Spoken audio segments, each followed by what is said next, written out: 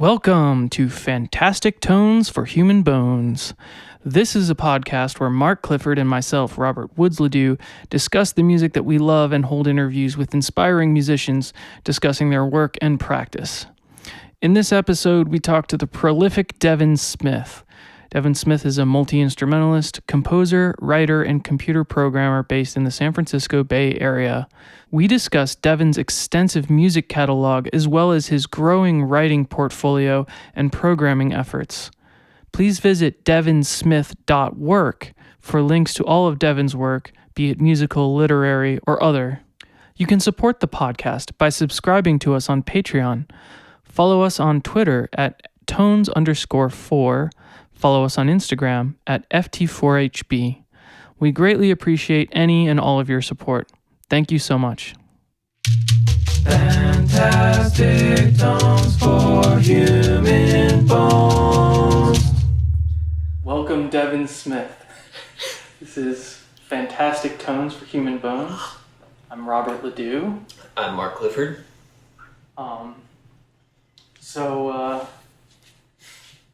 God, where do we even start with this?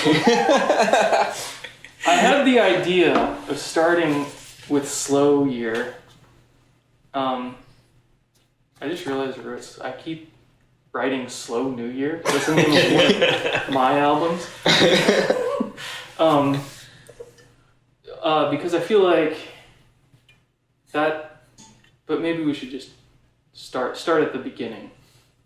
Why did you want to? What were your ideas with starting with Slow Year? Well, it's a long and winding path with you, I feel like. Yeah. And I don't know. I feel like we'll get lost along the way if we don't start there. But maybe we should just start at the beginning. Okay. Did you want to start with an excerpt at all, or just dive? Well, okay. Your parents are musicians. Yeah. So there's a lot of musicians kind of far back in my family. On my mom's side in particular, so my grandpa was a music director at a school. Both of my parents are music teachers. Mm-hmm. My dad primarily works in orchestra direction. He was at Cal State Hayward, what is now Cal State East Bay, mm-hmm. for a long time. My mom is primarily a choir person and has worked in various sort of collegiate contexts. She did a bunch of stuff administratively with ACDA, music director at various churches. ACEA? ACDA, the American Choral Directors Association. Oh, yeah. And so your dad was a director, and he was at Cal State East Bay? Or yeah. Hayward?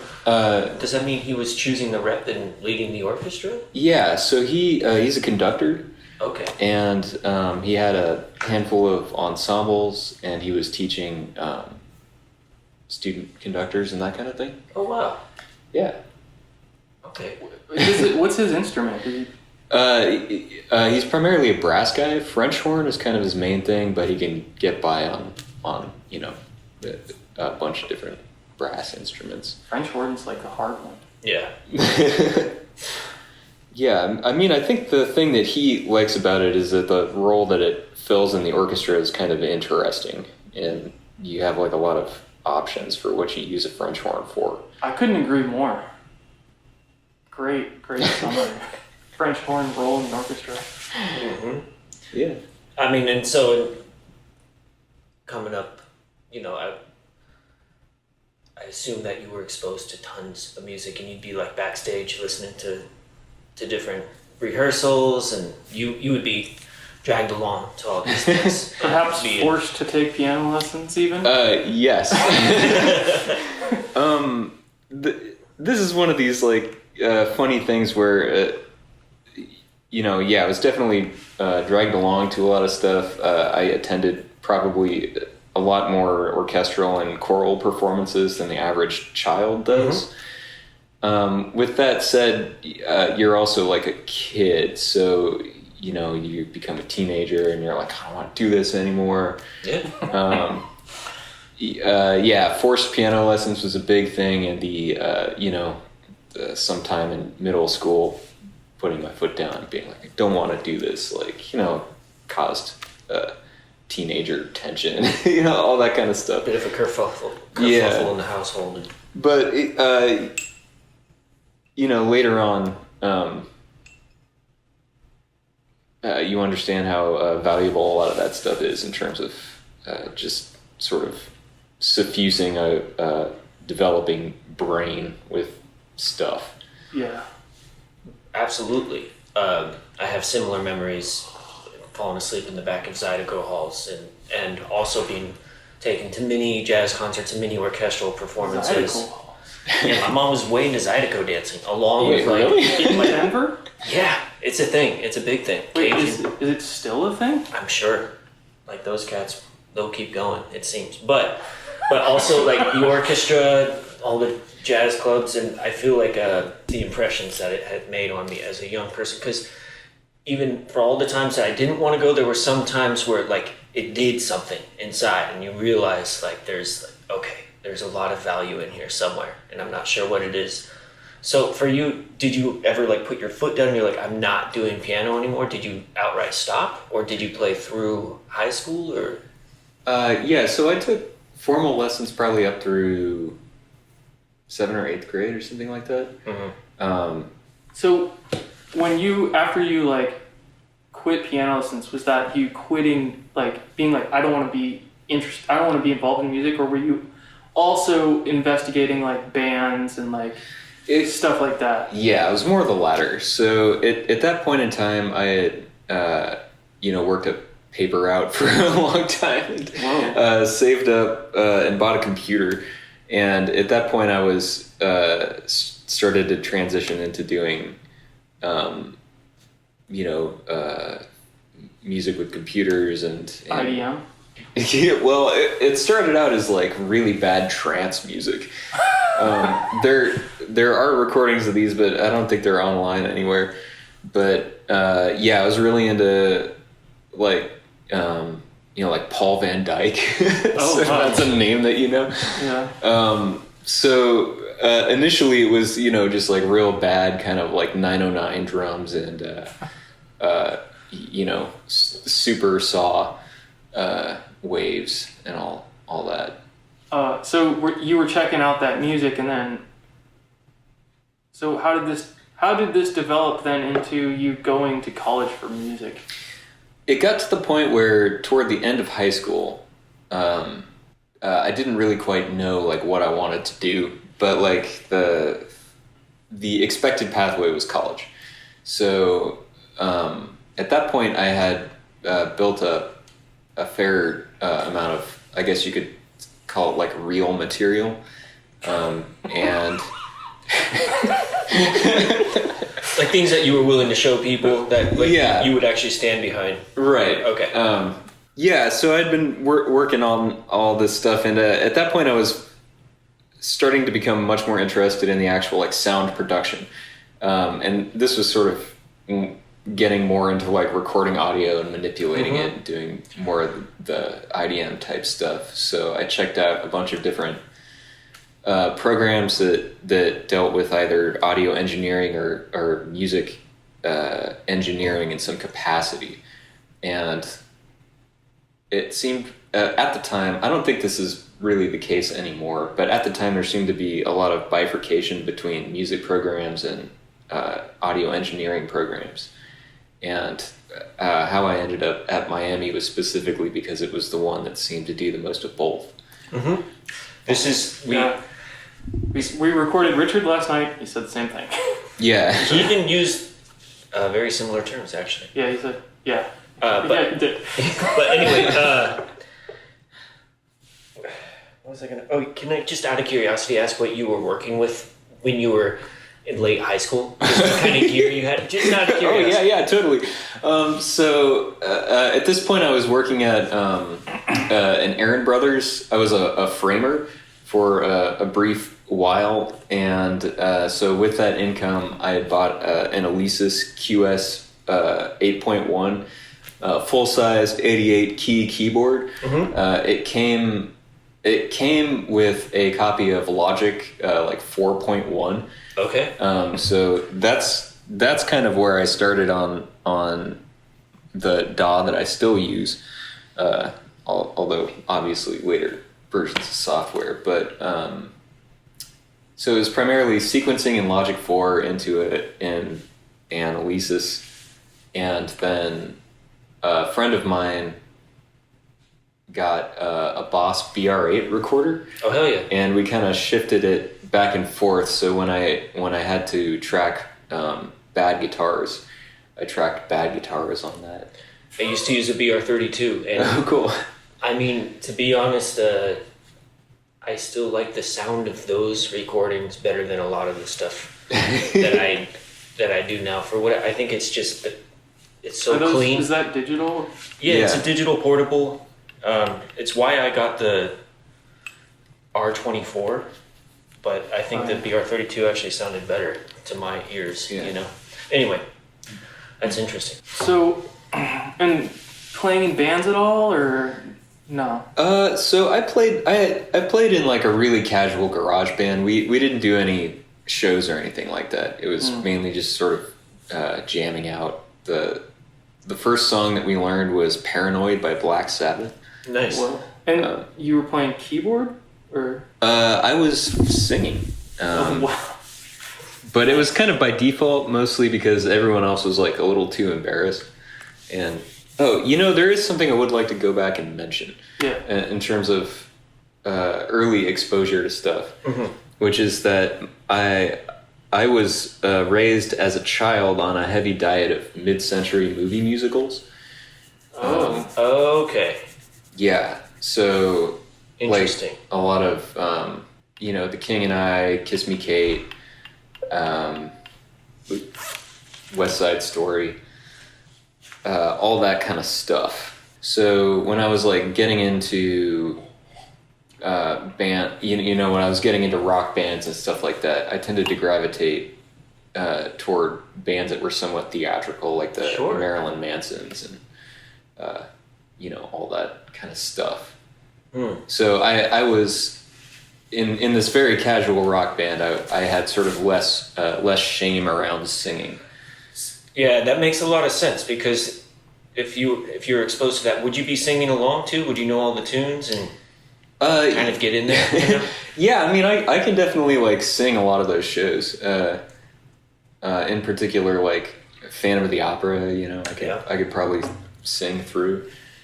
I can play through a few of those from having taught them, but anyway. So I'm just curious. Also, when you were young, did you also have any inkling of being a writer, wanting to be a writer, or was reading particularly important or anything like that? Ooh, that's a good question. Not the way that it became later. I guess in terms of non-musical stuff, the other thing that I was mainly doing a lot of was like video games, and in particular working with level editors. Of making video games? Not like programming video games, but like making levels for video games and stuff like that. What kind of, like PC games or? Mac stuff. So there's a game series called Marathon. It's a first-person shooter, and the level editing software is was really full featured. It had two applications called Forge and Anvil, which is conceptually very nice. I like that. Okay, I was looking at one of your albums, which I guess is just like a single, and you have a video on there. Yes. I was wondering what that was, because I did a quick Google search and didn't really turn up anything. Yeah. The name of that track is Toapayo. That's where I was living at the time. This was when I was in kind of a weird exploratory mode. But yeah, so in order to do that, I had to install like a Mac OS 7 emulator on my computer. Gotcha. And then the software, Bungie is actually pretty good about archiving their old software, so you can just download this stuff now, but you got to run it in a virtual machine. So that's cool. So, so nothing when you were young though, like predicated your love of writing specifically. No, not specifically. I mean, as a kid, I had like read a little bit, but it wasn't until later that I really kind of fell into it. Mm-hmm. Yeah. When later? I mean, I'm sure we'll get into this long trajectory at some point, but basically when I was like burning out of Smule, okay. I was also kind of burning out of music in a way. Oh, and it was like I felt like I needed to set music down and just sort of like keep my mind open for what was going to fall in there. And the thing that ended up falling in there was reading and writing. Writing first and then reading later, which is not the way it should happen. It ensures that your early pieces will be things that you'll take offline at some point because they're bad. So I guess jumping back to making your way to UM, I mean, we met there. When I first met you, I remember you making a lot of IDM. Like that was kind of what my introduction to you was like, oh, Devin makes, like, you told me, I think at the time, the only beat that you would ever use is the Amen break. That was like a good, I mean, I really stuck to that for quite a while. And in some sense, I still think it's really all I need. Is this a breakbeat, like you speed up kind of thing? That. Oh yeah, you'd know it. You'd know it if you hear it. It's one that's like dook dook dook. Yeah. Should play this particular sample from Battle Master. Oh yeah. Well, I mean, especially because we were just talking about you working in level editors, and then listening to Battle Master, I had a lot of questions about how you made that. But let's listen first, and then. Okay, so this is just, I think, the whole song, which is 1 minute, but which is the title of the song is Intro and Main Menu. Sounds about right.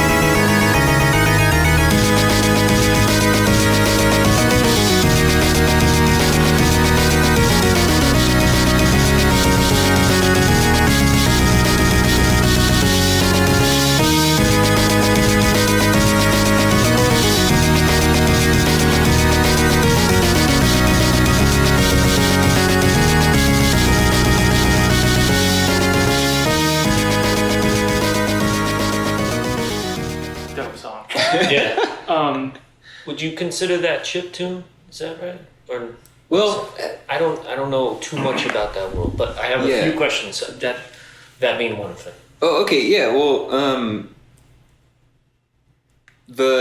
I guess like the strictest, most appropriate answer would be no. Like a lot of the people who do chiptune are real adamant that it needs to be done on certain types of hardware.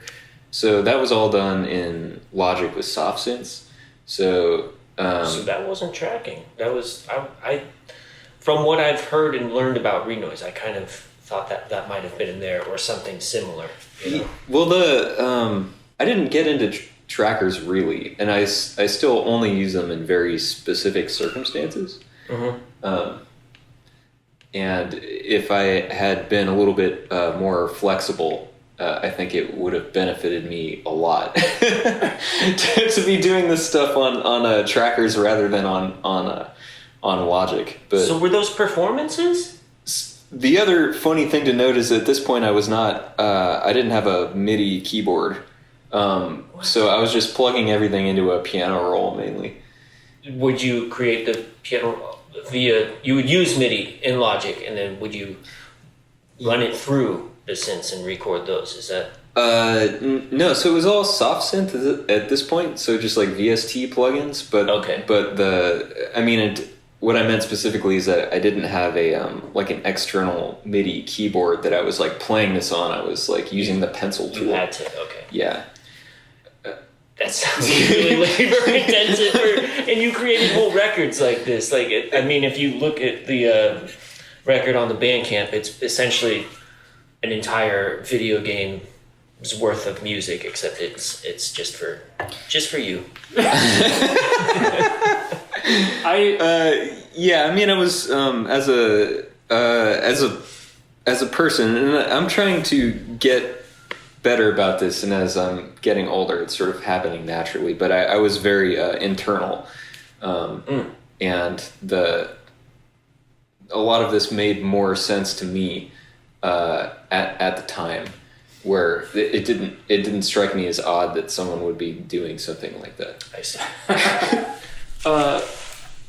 So I was hemming. There's a lot of like great tracks that I would like to like use to exemplify this period of your work, but like I chose this one just because I really am fascinated by the harmonies in the intro there, and also just the idea of like this being presented as straight up video game music, and like this series, the Battlemaster series, obviously like when you get to your third iteration, Battlemaster Infinity, which happened much later, it's like literally sounds more like video game music than this one does, because you're not using an amen break.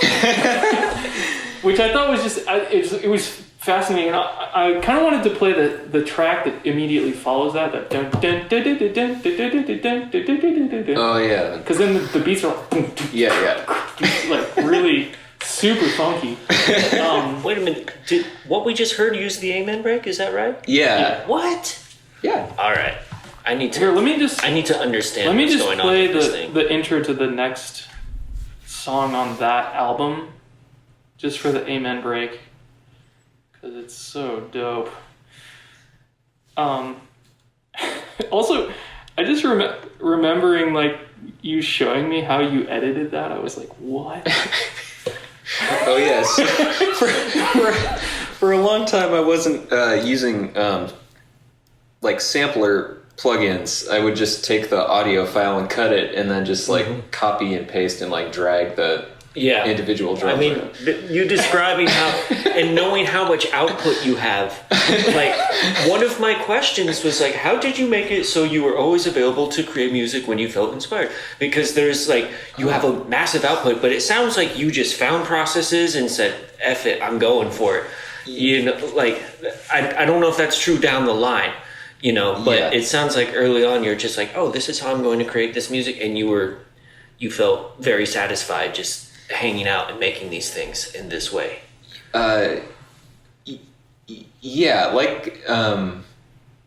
Like I mentioned, I was very like heads down for a long period. I'm not I'm by nature pretty introverted, so I didn't have much going on in terms of a social life, I guess. I tend to find I have a very small group of very good friends. But for a long time, I was really just spending all of my time just doing music stuff. And I should also probably mention that my grades in college were very bad.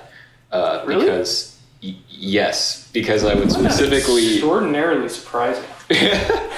Well, instead of doing schoolwork, I would just be like making this, IDM stuff. I can relate. I'd be shedding instead of any homework. Yeah. Let me just play this, just to the intricacy of the amen break work in this song in particular. And this is cut and paste realm, right? Yeah.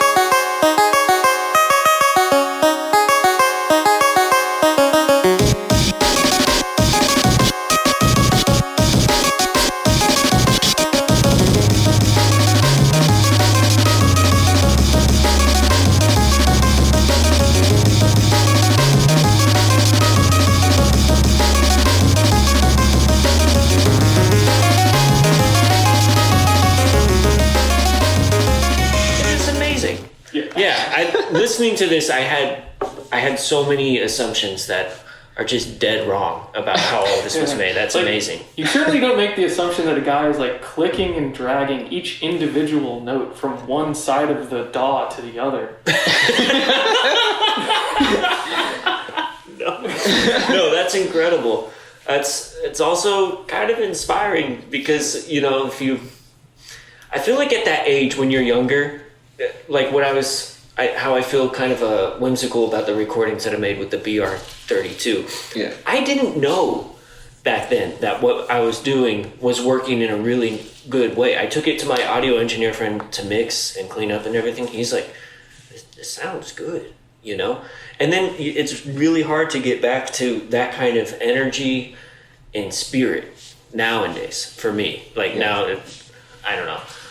Having more knowledge, the stakes seem a little bit higher, and when you put the time in, you want it to be on something that is really worth the time, you know, if that makes sense. Oh, yeah. But I think it's really cool that was the process at that time, and curious to see how that evolved and how quickly, you know. Yeah. Yeah, it's one of those things where I'm a little bit of like a late adopter in terms of like processes.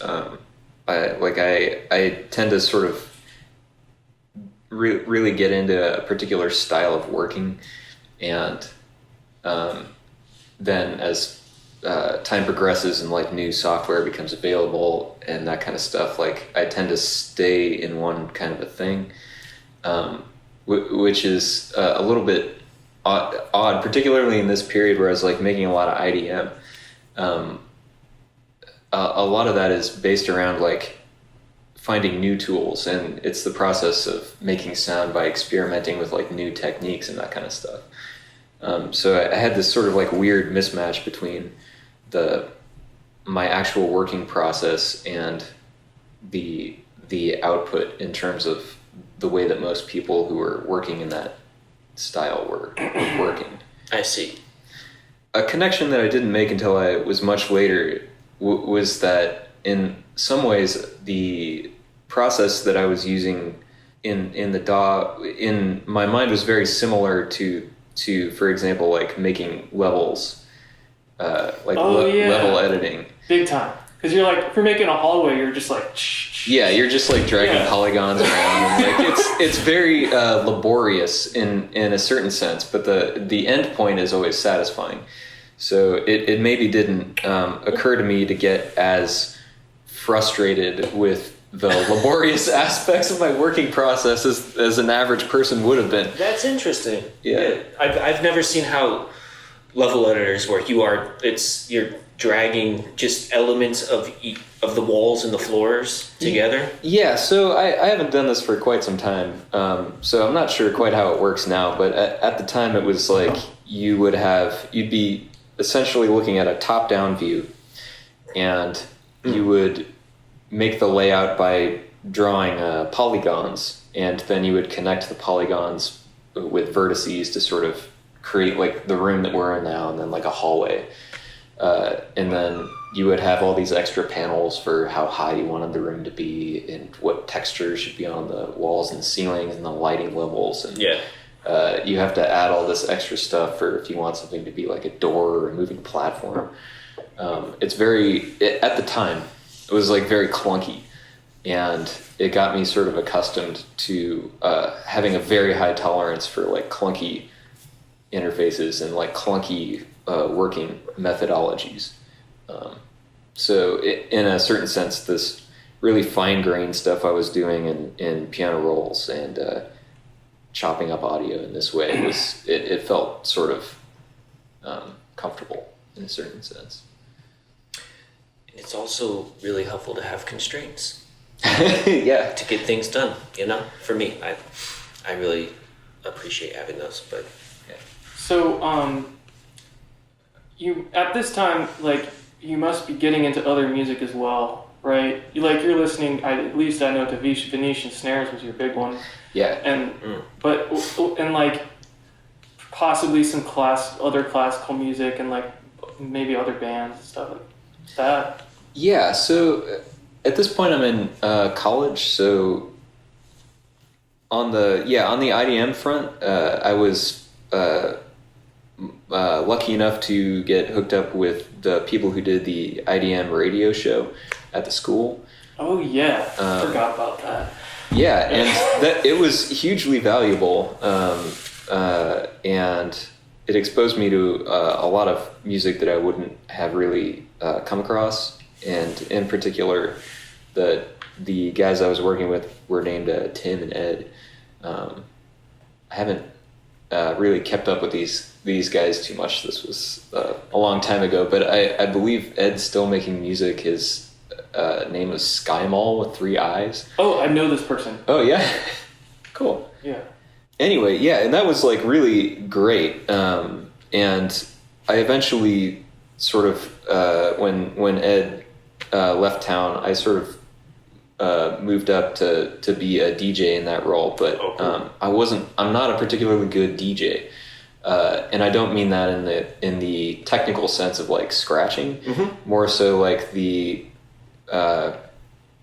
aspect of a DJ where you're like finding new music and your antennas are like pointed in all these different directions, and there's a big social component where you're sort of keeping up with these conversations with other people who have their antennas pointed around.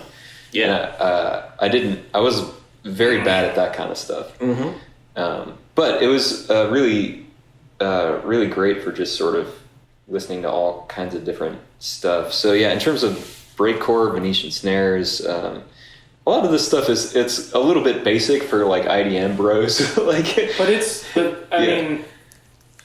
But at that time, Venetian snares was like pretty head of the pack. Right? Yeah. Like no one else. There wasn't many people going as wild as that guy was. And just real quick, I'd like to say personally, I only learned about Venetian snares like whenever we started the Renoise thing. Like I feel like a lot of our listeners I don't know about this at all. So I'm learning a lot. So the conversation with Richard and with you, I'm really curious about those who have participated because I know it's a deep world. Like the subgenre map must be insane. You know? But just so I'm a brand new baby boy. I feel like a lot of people are going to be as well. So don't be scared to delve. You know. So right on. So it in that regard, it also bears worth mentioning that the Miami music scene at that point, and still is, the electronic scene out there is like very progressive. And there's a lot of people doing really wild stuff. Like Otto von Schirach is kind of he's been sort of the stalwart throughout the process, and his music is excellent and extreme in all the right ways. At the time, there was just a lot of really there was at that point a lot of really interesting kind of breakcore. Phoenicia is there. Yeah. They're kind of like they go through long periods of gestation between releases, but I remember I saw the first time I saw them play, like I forget their names. The one guy was like setting up the mixer, and they were doing like an outdoor show with A&R, and the other guy found like a bee's nest outside and like went and put some mics in it. Yeah, that sounds about right. Yeah. Can I ask just your perspective, knowing Andrew, Bob, and then meeting everyone else, Geneva, and just having my own idea of what the scene was like? Can I get your perspective overall of the cross collaboration and the musical spirit of UM at the time that you were there? Because it seems like a magical time and place, but just curious. It's unusual to find. What am I trying to say here? Everyone was kind of up for everything. Yeah. And that's not always the case with music scenes. And I think part of this may have to do with that we were kind of like outside like the New York or the Berkeley music scene or like LA. Like there was less of an obvious there was less of an obvious pathway that would have created more of a feeling of hierarchy. Miami is an isolated place in many senses, even though it's like a major metropolitan area. Mm-hmm. Yeah. As you progressed through school, you started to do, like, your projects started to get more varied. You had all these little bands that would be like one-offs or like one-off projects, and like you'd play with other people, and like you started to do more like guitar stuff as that progressed, right? Yeah. So to circle back a little bit to the question about other kinds of music I was being exposed to. So along with having like all this IDM stuff going on, which was really brightening my mind, was also in formal musical education, and in that regard, I had sort of always understood that there was these classical weirdos, but getting like a formal introduction to the Fluxus movement was like really critical. And then getting into sound mass writing, and seeing that there were these kinds of like super crazy like cross media things happening, like stochasticism, like all these aspects of classical music that are 20th century stuff. So that was kind of cross-pollinating with starting to become friends with a lot more people who were like real instrument players, and were in like bands and that kind of stuff. And again, that was never really like my main thing. Like at this point I was still like in college, I was required to do piano classes, but I was always sort of very bad at it. Was that your instrument? Yeah. Classical piano specifically, not jazz. Right. So you were same as Richard last night. That you were MUI, yeah, with the computer programming emphasis, right? Correct. And you're essentially in the same class as Richard, basically. Yeah. We were basically doing the same thing, right, all throughout college. Yeah.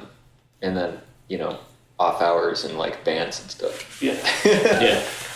Is this when you started programming in general? Yeah, more or less. Yeah, I had taken like a couple of coding classes in high school in BASIC at the time. But in terms of like formal object-oriented Java and that kind of stuff. Which actually becomes really important for you. Yes. Yeah. Started being exposed to a lot more weirdo ideas out in the classical world. Started making friends with a lot of people who were in and around the real music scene, yeah, or like actual playing instruments and not like laptop headbanging stuff. Yeah. And so that sort of transitioned, and I don't exactly know what precipitated this, but there was a shift that happened at some point where I decided that I wanted to do more like songwriting. So at this point we're in like 2005-ish, and we're kind of hitting the period that some music critics derisively call landfill indie.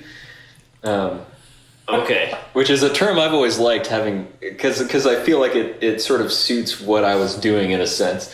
But at this point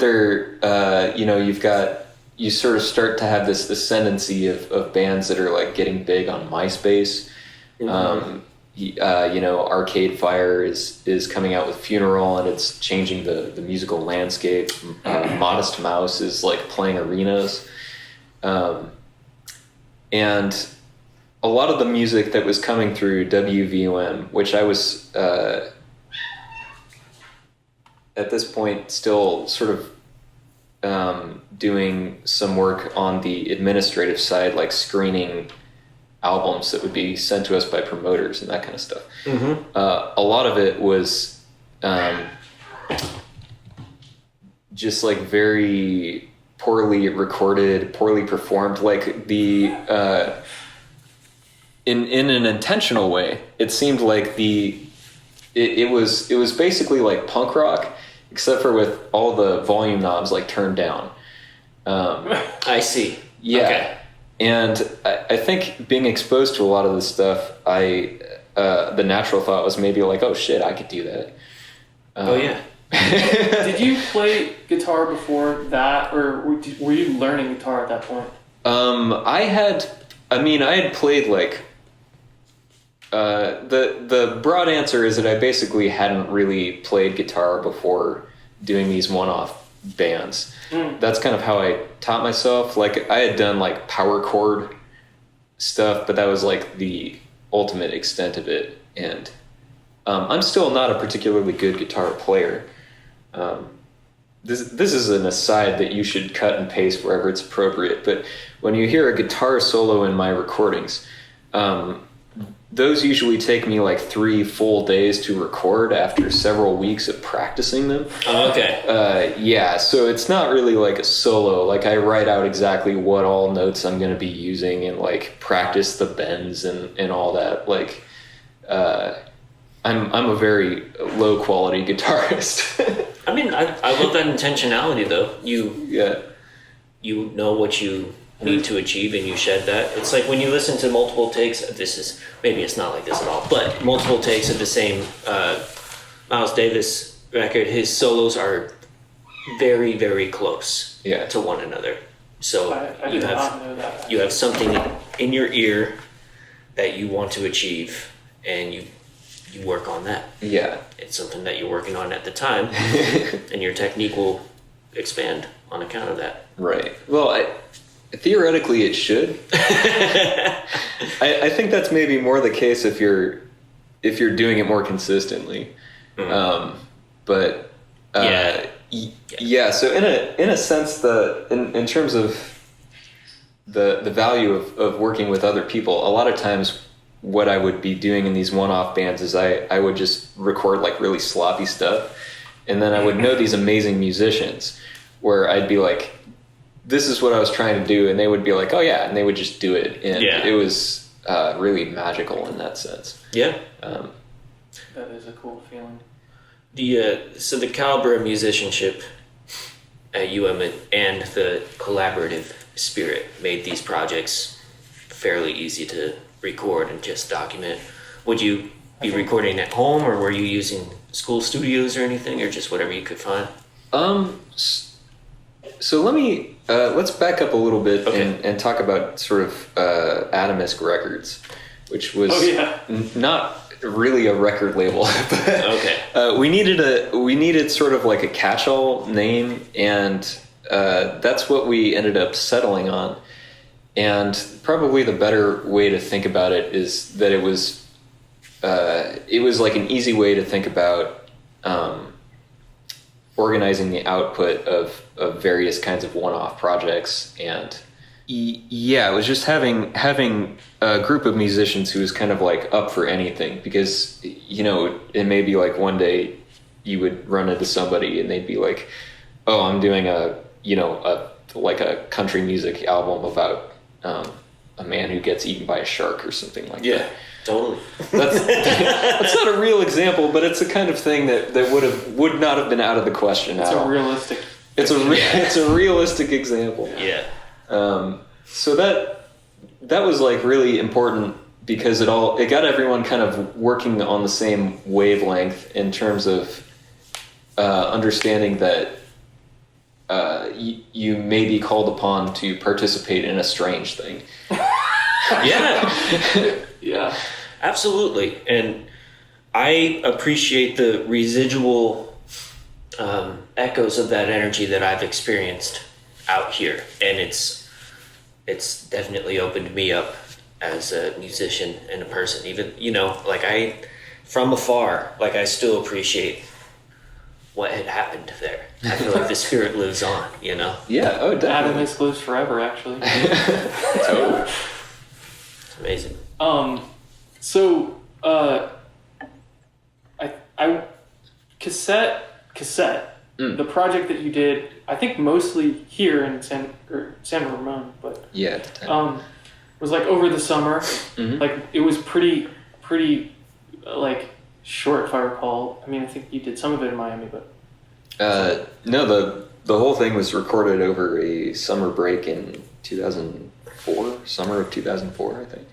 like I see this project as a bit of a turning point and like kind of as a transition for you into like working with honor roll and things like that. Even though that is a very strange pivot point. Yeah, cassette was the starting point for a lot of what happened, or like my trajectory after that in terms of being able to sort of think of myself as being a songwriter.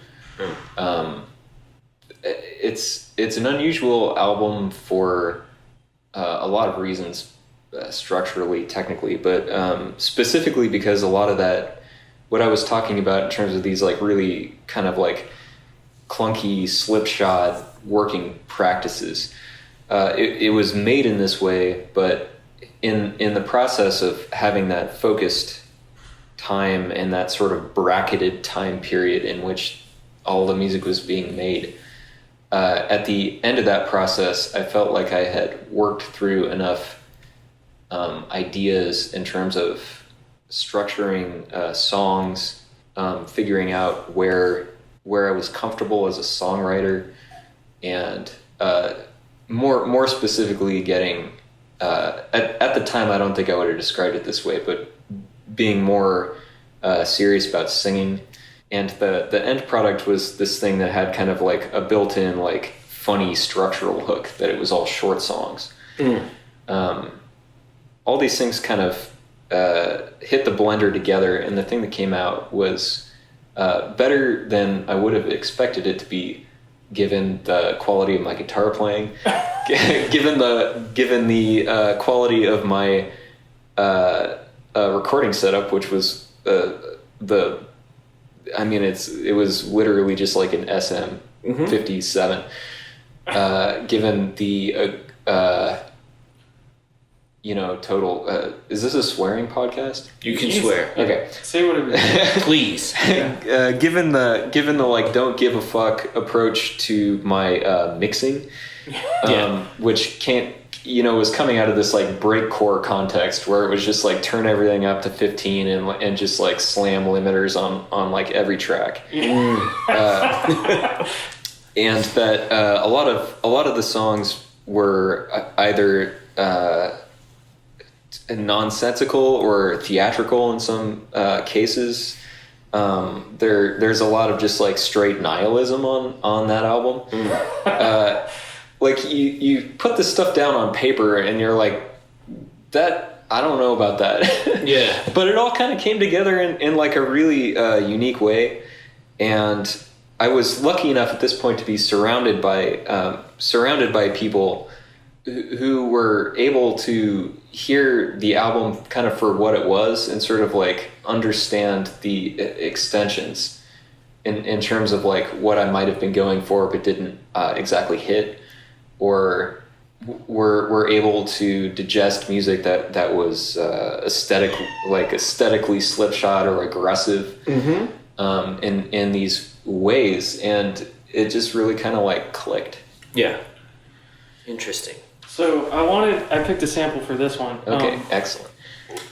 There's a lot of, obviously, like this album, the album cassette is pretty, there's like a lot of varied types of music on this, but I picked this one in particular just as an example of like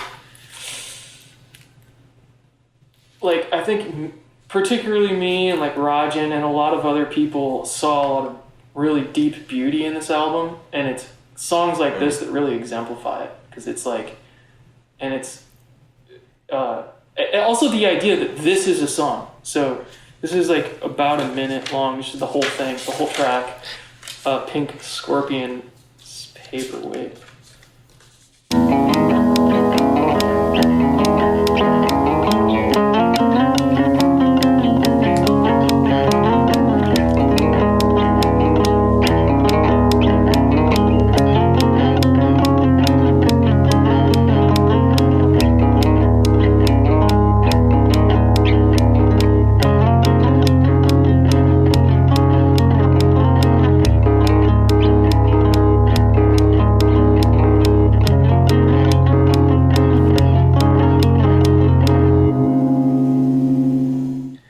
That's all you get of that. I loved that so much, and one thing that you've already described the process of making this, so it answered my question, but to me it was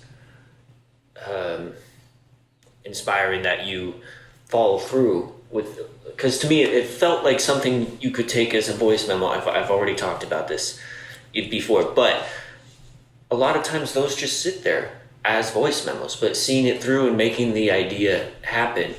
A question that I had already brought up was about how do you set yourself up to be in a space where you can get these ideas recorded no matter what's going on? Because for me, that's a challenge, you know? So you've talked about that already, the process. This was during a break. You made this record during a break, and I feel like you're just going to have the gear in your room and sit around and make it, which is cool. But I would like to talk later on a little bit more about your setup and how it evolved. But yeah, that's beautiful music. Well, very, very cool, you know? Yeah, this, the thing about this album that I think really is sort of hard to put your finger on, but I think one of the things about it is that it's unfiltered in a lot of ways in terms of, there's a book at the bookstore. I'm in charge of making. We are assigned different sections, and you have to make sure that everything's clean and alphabetized and all that. Mm-hmm. I'm in charge of the section on writing, and there's a writing book called "To Write as If Already Dead," which is a great title. I haven't read the book, but it's a great title. And the music that you put out when you're being a little bit more guarded, or like later on, you're sort of guarded in a sense. And in terms of writing process, like writing words, mm-hmm. What a lot of writers struggle with is getting over the hump of saying, like, is this something I can put down in words? Like, is this an experience that I can like write about? And there's interesting discussions about the way that editors interact with writers in order to shepherd them through this process, to draw out those conversations, or to let them know that certain things are like safe inside and don't need to be put out.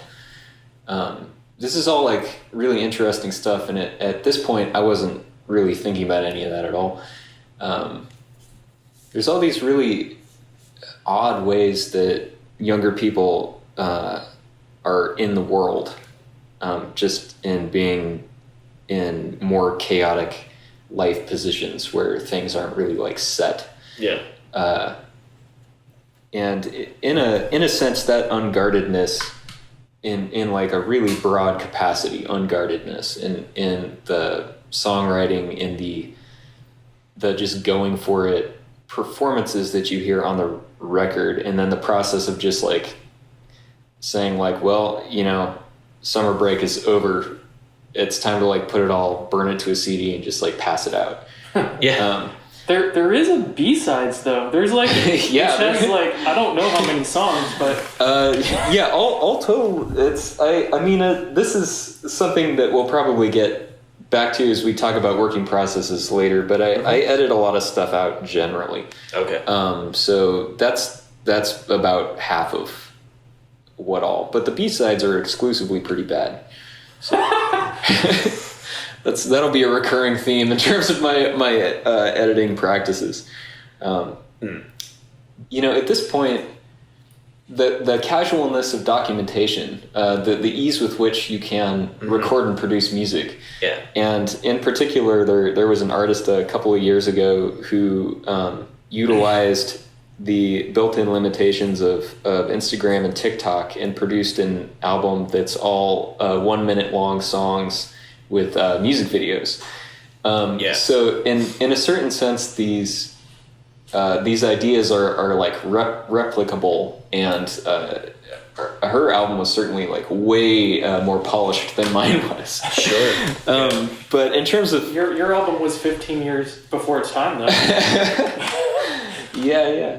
I mean, you could see almost immediately that the cassette had a kind of enduring popularity. Like Richard Hargett and Rajan Purcell and I, like we were talking. We were like, we want to play this whole album, and we did actually.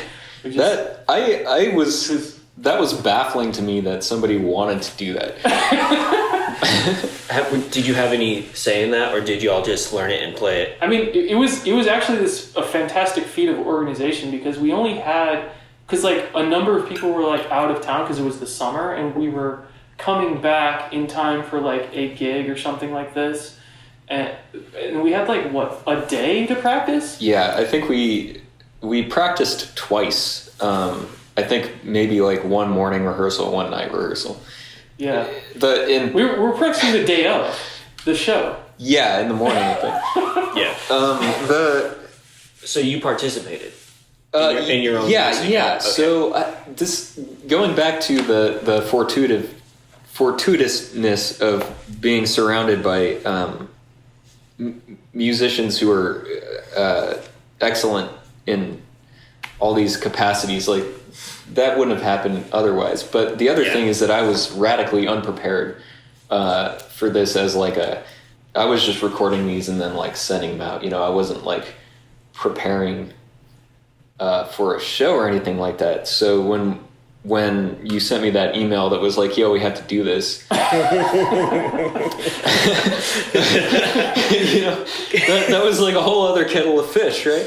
Yeah. And at this point, I hadn't really been singing live. I mean, I'd been doing these kind of one-off things, but a lot of them were almost parodic in a way, where I was like playing a sloppy indie rock singer, or I was right. Or was a role. Yeah, it was like a role I was playing. Whereas this was like I had to actually like be a bit more earnest. Yeah, that's interesting.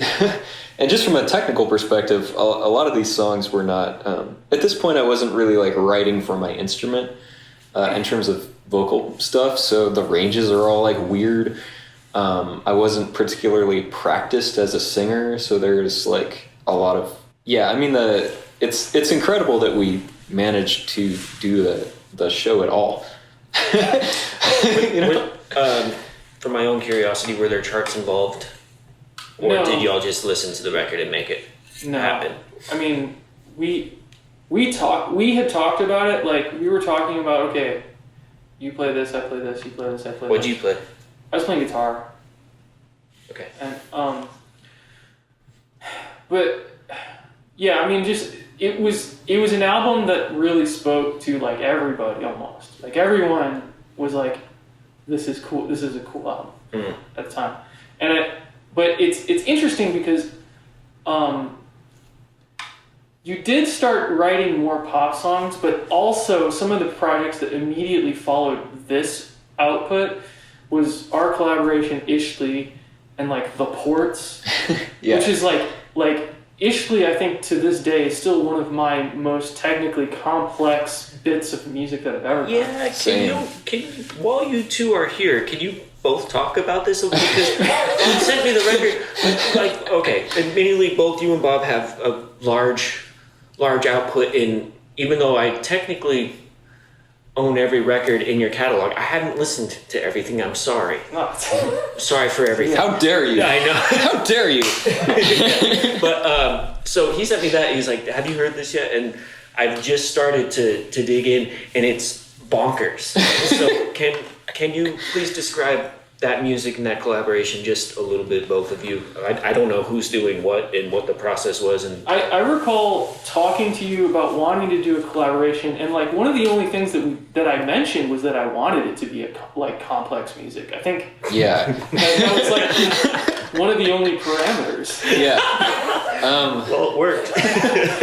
Yeah, I mean, I remember we had a conversation at some kind of a house party, and you would listen to some IDM stuff, and you were like, we should do something. It should just be like as far as we can go in terms of complexity, and that sounds about right. And I had moved to LA already, so like this was a remote collab. Okay. But it went on for years and years.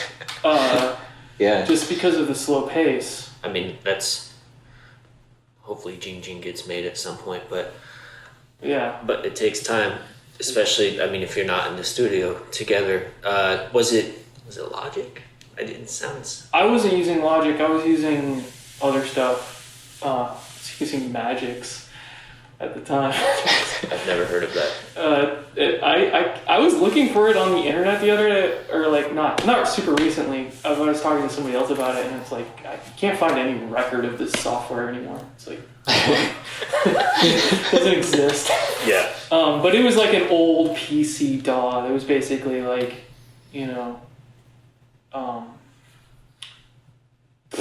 don't know. I don't even know. It wasn't very good. But it had some really funny features. And then I was also, in the latter bits of it, I started using Pro Tools and I started using Nuendo. Mm-hmm. I was still a PC person for a long time. You were using Logic. Yeah. In terms of complexity, that's the most technically complex music. Particularly the first 3 tracks. Yeah. Were those Amen break drums?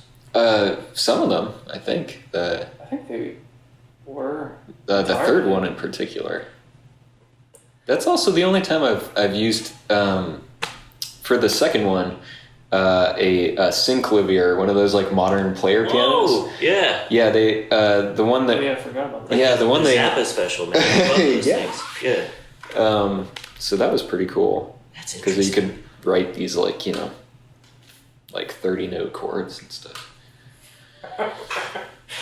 Yeah. Crazy. All right. Yeah, I'm gonna keep diving through that. That's interesting. Thank you for the the side quest there. So how did you get started then with Honor Roll? Because I feel like cassette was somehow related to your start with Honor Roll, was it? Yeah. So Patrick and Reed Fossey were in the same program. They were in a slightly different thing that was more focused on like music for media, I think. Mm-hmm. And Reed and Nick Scappa were wanting to make a music business, and that cassette came on their radar, and I don't exactly know, at this point I'm not totally sure what order anything happened in, but in the world of music for TV advertising, you're working with like 30-second, minute-long pieces of music. Right. So in that capacity, I think they probably looked at this and were like, oh, here's someone who can write 30-second to minute-long pieces of music in a pretty efficient manner. Yeah. So I started working with them doing music for tunes, and one of the songs on cassette, they ended up pitching for, this is timely, a promo for the Olympics. Oh, and wow. So one of those songs got placed in a commercial for Visa. Anyway, yeah, so then we started working together more frequently. I would work on tracks for commercials, mm-hmm. other kinds of music for media type stuff, and they decided that they wanted to put out the cassette album in more of a formal way to see if it could do something, in terms of. They were trying to be simultaneously a music house and a record label. Mm-hmm. Yeah. And I assume that each record that was in the label would be in their library, like for ads to pull upon. Yeah. That's interesting.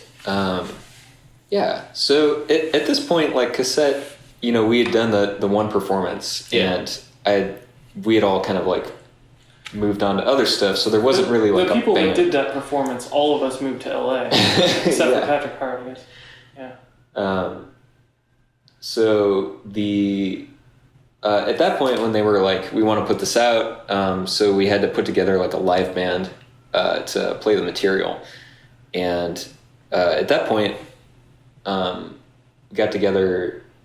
Some of the guys from Van Gloria were initially involved with that, and then for the first couple of performances, well, it was more than that, maybe like half a year or something like that. But was Paul involved in that? No, it was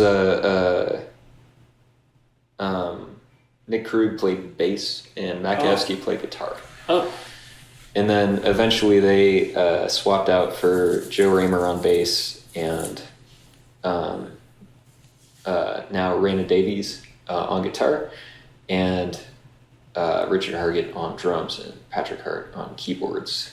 And that was the lineup that ended up moving forward from cassette into Airship Rocket Ship. Okay. Yeah, all these names I'm most people aren't going to know this. Yeah. I mean, you could, if you wanted a quicker bit of audio to cut there, you could say that there was some lineup changes and eventually... Didn't I meet Patrick at the Market House, though? Didn't he crash there, like, one time when Luke was around? Luke Melman? I mean... It's possible. It's possible. I don't remember that. All right. Oh, Patrick's down in LA now. He's got his own music house, which I think is called the regional offices. Really? Yeah. Hilarious name. I haven't talked to him in a long time. So yeah, I was gonna maybe play Changin' just because it's maybe I kind of want to move on though to get to your more recent stuff. Sure. You guys got really proggy. Really? So those were live drums and Change It. Yeah. Okay, yeah. Cool. I just wanted to make sure. It was a good performance, man. Oh, Richard Hargett. Yeah. Okay. He's a killer. Yeah, he's a monster drummer. Yeah. Okay. Because that was after he left LA and moved back. Because I stayed in LA. Yeah. He moved back to Miami. Right. So there was some time there, but working with Honor Roll, do you feel like that was influential for you at all? Carving a path forward into Smule, perhaps? Yeah, 100%. So a lot of things happened during the Honor Roll period that were important, and the broad overview would be that having a dedicated studio space to work in was huge. Yeah, the studio's amazing there. Yeah.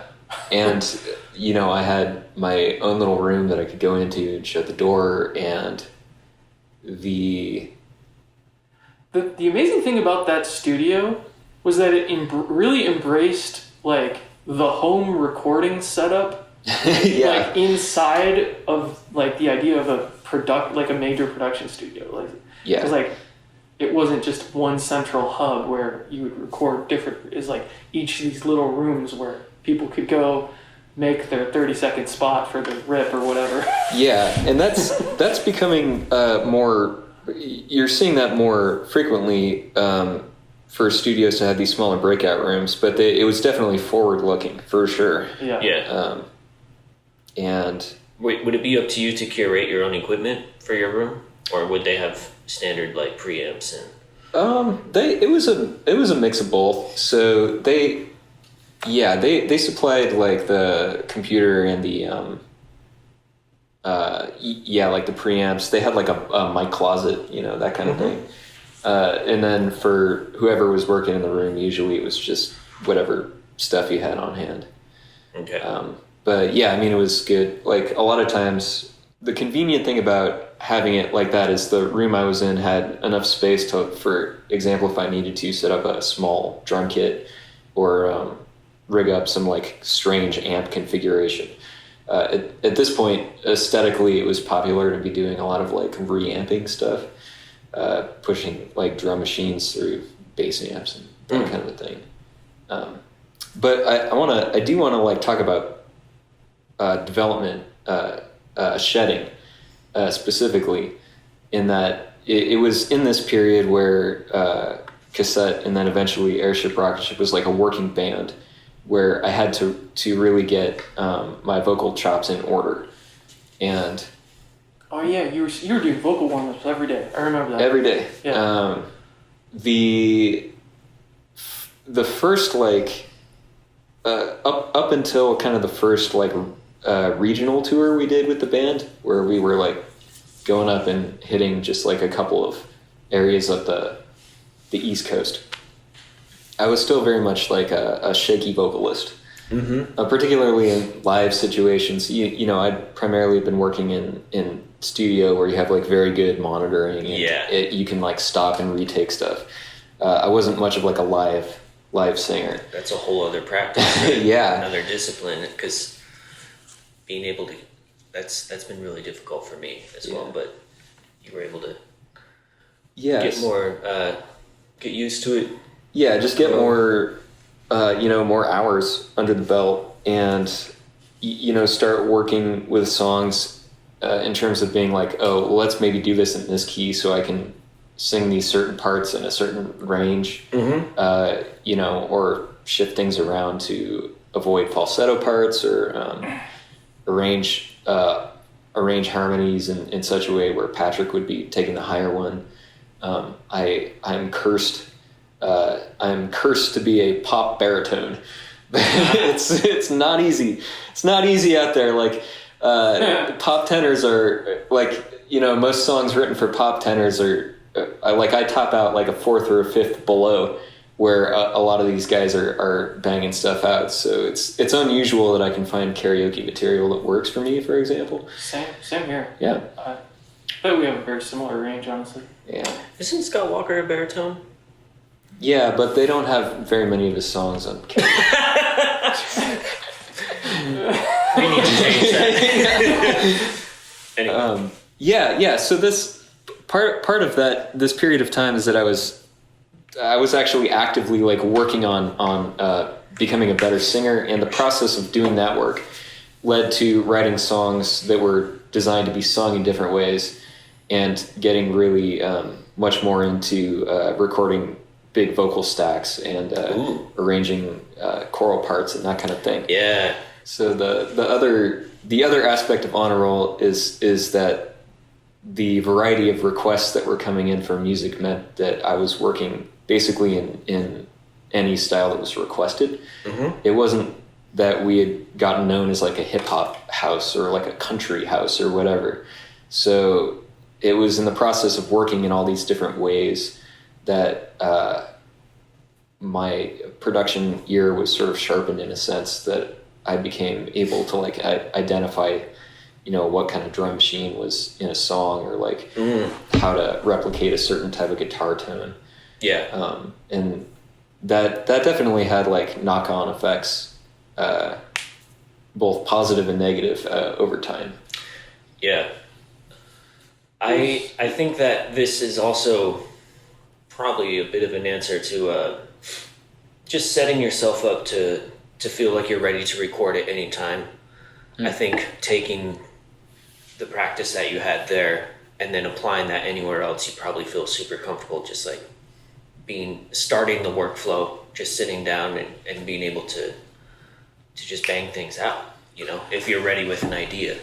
And I think that would be a valuable aspect of that as well. I also worked for Honor Roll for a short time, and it was extremely valuable for me to work in this way, where you would have to do something like because we were doing this job for a long time.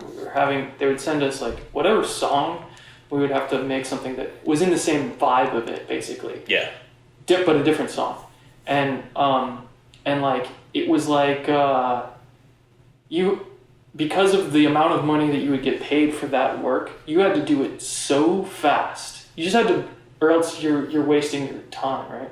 So like, you had to be able to dissect this bit of music and be like, what can this be that's like, what can I distill this down to? Yeah. And how can I do it as quick? Like, can I do this in an hour? Can I do this in 2 hours? You know? Wow. Like, that type of. Because the contracts. We just weren't getting paid that much money. I see. But like for me, and like over time doing that, I found that for me it was like such a invaluable skill set to work on, because like at first like I'd be too exhausted at the end of the day working on that stuff to like work on my own musical projects. Yeah. Because it was exhausting to do 5 or 6 of those a day. Yeah. And but like then on a day off, or when I did have time, when I would feel inspired to do something that cut out the time of dealing with your instruments and your production like techniques and all this, like shortening that time so that your like creative inspiration to output was faster. Yeah. Mm. Yeah, that seems invaluable. Yeah. Was that true for you? Yeah, 100%. Yeah. I mean, just having a space that was consistently set up the same way, or like setting up a recording situation that would just be there set up for like a week or what have you. Yeah, just the quickness in the turnaround was instructive, as much as it felt stress making. Yeah.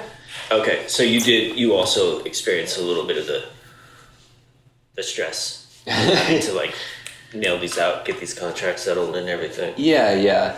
There like anything, there was ups and downs to the job. The thing that was particularly tricky was when we started getting into doing music for these longer things like TV shows or hour-long documentaries or something like that.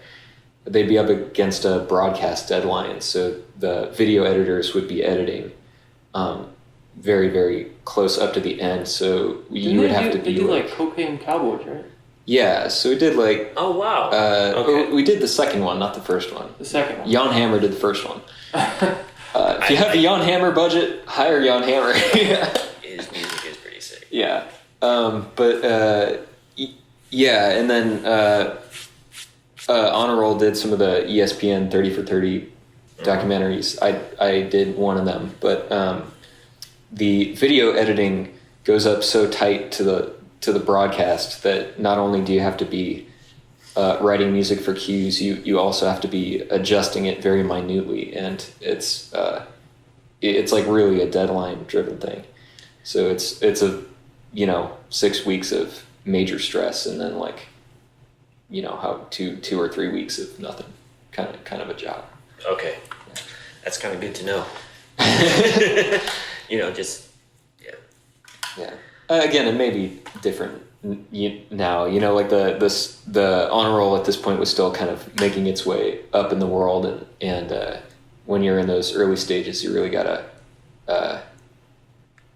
There's a sports metaphor here, I'm sure. But I don't know what it is, but you gotta run to catch the ball, or you gotta run twice as fast, or something like that. You have to run to catch the ball. Yeah. Feel free to email us with appropriate analogies there, but yeah, we'll keep the Olympic spirit alive. So, you were at Honor Roll for maybe like 6 years or longer? Yeah. So I moved back to California in 2009.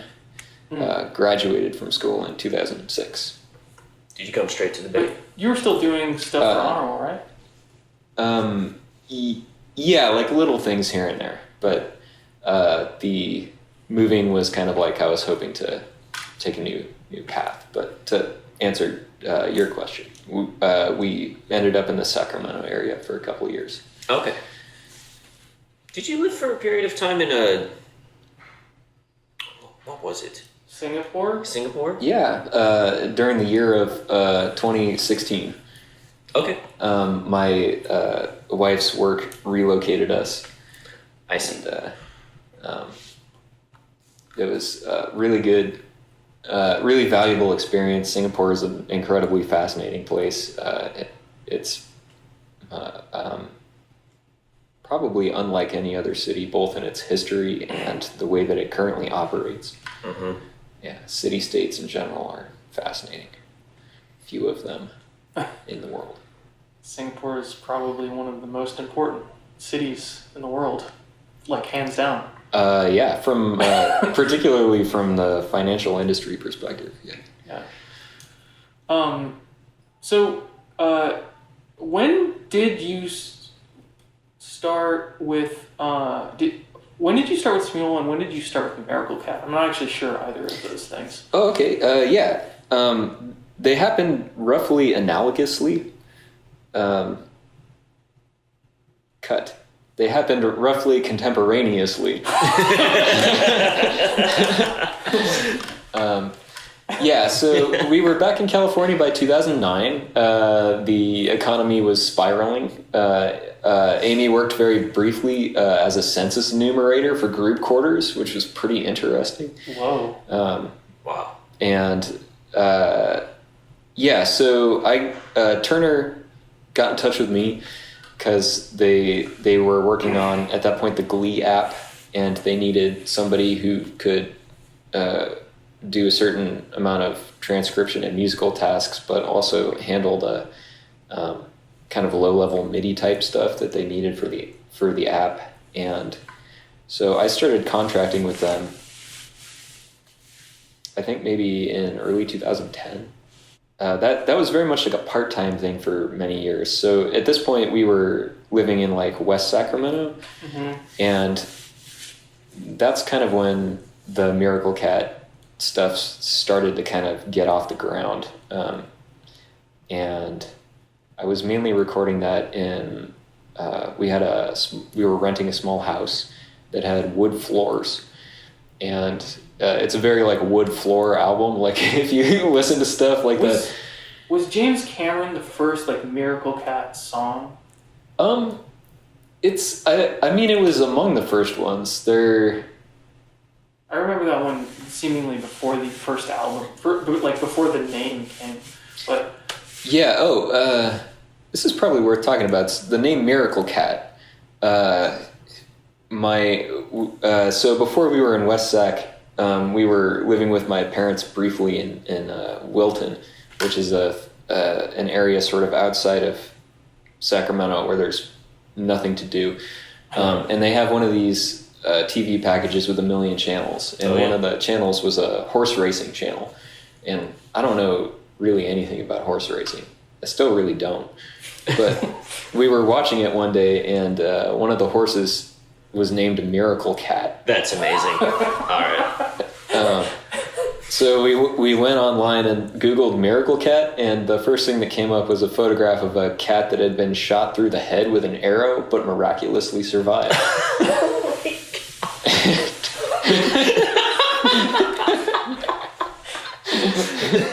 That's how I ended up with the name Miracle Cat. That's perfect. Yeah.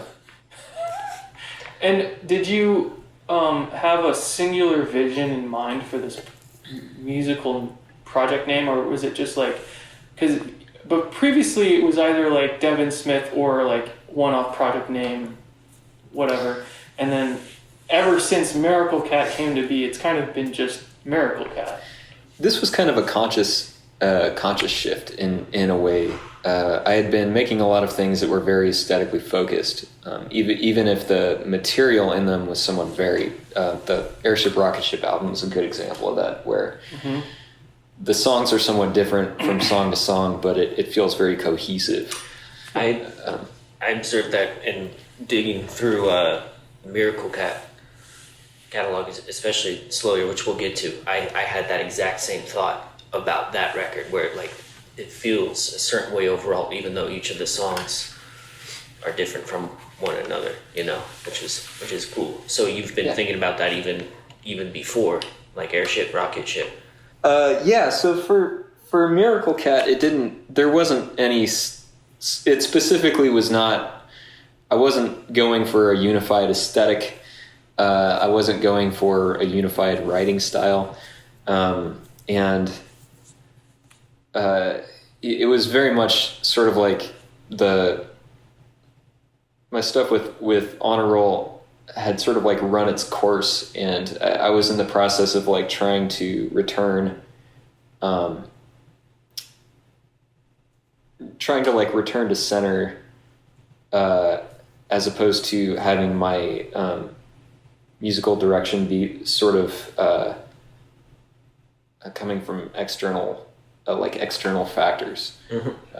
Obviously, like the path that you walk is like really important, but there's sometimes when the path is like much narrower, and then other times when you are able to kind of decide what area to go into. So it was one of those situations. Okay. Now, did you find that transcribing pop songs all the time has affected you permanently? Because it certainly has for me. Yeah, I mean, we can. This is probably something that's totally worth getting into. But I worked at Smule for around 6 years. I transcribed it probably in the thousands of pop songs, mm-hmm. All different kinds of pop songs, some new, some old. Yeah. Some Korean. Some Korean. That was my job for a long time. And by the time I got to the end of that, I was getting to the point where I was basically burning out. Yeah. I was burning out in terms of, at this point, burnout is more of like a topic that everyone's like talking about. Yeah. But this was like, this was like pre-Trump era. Mm-hmm. It was 2016. Right? Yeah. Because it was pre-election 2016. Yeah. And at this point I didn't have the language to really describe like what was happening to me, the way that I was feeling, both artistically and just like on my day to day. Yeah. Whereas now, there's so much more really valuable discussions around mental health and like, mm-hmm. Keeping yourself sort of like stable and good boundaries around like your work practices in order to sort of be clear about what you need as a person. Yeah. Like this stuff wasn't really so much in the national dialogue at the time. We're all at this point completely burned out, like everyone. So everyone I think is a lot more generous. Yeah. with like extending themselves to other people and being like, I need a moment. I need to go outside and breathe some fresh air, what have you, from a metaphorical standpoint. Yeah. But at that point, I didn't really have the language to talk about this kind of stuff. And I was burning out on my job, and my job was pop music, and I was basically like burning out on music outside of a work context. Mm. I would be spending all day doing these pop song arrangements, and then I would get home, and the last thing I wanted to do was open up a DAW and do more stuff. Absolutely. So my output during the Smule period is interesting, because when I was working remotely, I was still like producing these kind of things pretty regularly. A handful of like one-off albums, like I did like a film noir kind of thing. I did a handful. Which one was that? Is that Cave of Lions? No, it's the one that's called remixes to the Snakes of Hawaii. Oh yeah, I wanted to ask you about that though. Oh yeah. So that's a remix album. But what? So what? try as I may, I'm like, what are the actual... Because okay. Panic Bomber has the song Snakes of Hawaii. Yeah. Mm-hmm. Is that the song that inspired the album? Yeah, so he, we talk all the time. Richard was like, "Oh, I've got this thing. Do you want to do a remix?" And I was like, "Oh yeah, this is the song that I like." But in the process of trying to do a remix of it, at this point I had been sort of so far away from doing electronic stuff, like dance floor oriented material. I just didn't know what to do with it, and it got to the point where I was stripping everything away except for throughout it there's this like repeated piano note. Mm-hmm. And I was like, okay, this note sounds good.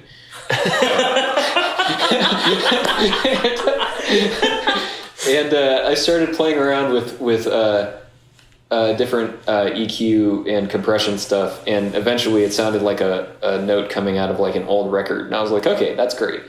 And then I was like, okay, so let's maybe play around with that. And in the process of doing this, I started really to think more seriously about what a remix is. Yeah. And so the way that I have gone forward, it's maybe worth noting that I used to do a lot of remixes for a lot of different people in Miami. In a more traditional sense. Yeah. Yeah. Where I would take their songs. Usually I just cut it back down to a vocal track and then sort of re-harmonized it and rebuilt a track of my own around the vocal part. But where I landed at eventually, and this is still where I'm at, it may change over time, is that the function of a remix is a dialogue between two individuals or groups of individuals. And the important part is that somebody asks you to do a remix, and that you do a remix, right? Okay. That's the process of doing a remix. I love this. Yeah. So in this case, did you feel, because you were already doing what you were doing, where you're like, no, this is okay. Yeah. This is fine because I've been asked and I'm doing the remix. Yeah. And I feel good in this. Yeah. In creating this way. Right. Like once I arrived at that position conceptually, the amount of freedom you experience is really quite radical. Oh yeah. And so the remix started out in that manner, but it was the EQ and compression that kind of started as the seed going forward. And yeah, and I mean, since then it's been, I love getting Richard's tracks because I'm now like kind of so far out of that style of music that I listen to them and it all just feels like wonderful and new, and like I have no idea exactly what's happening, and I'm like, wow, this is great. I don't know how any of this works. Yeah, and it's lovely. That's cool. Yeah, I wanted to play a sample from Snakes of Hawaii. My Heart Sang Like a Bird example, which I believe features Amy. Yeah, and Geneva on drums, maybe. I don't. Or was it you? I played the drum kit, but you and Geneva contributed to another song. Shakers, yeah. It was another song. Checkers or something. Yeah. Is Patrick Hart on this album? I don't think so. No. Okay. Okay, I'll just play it.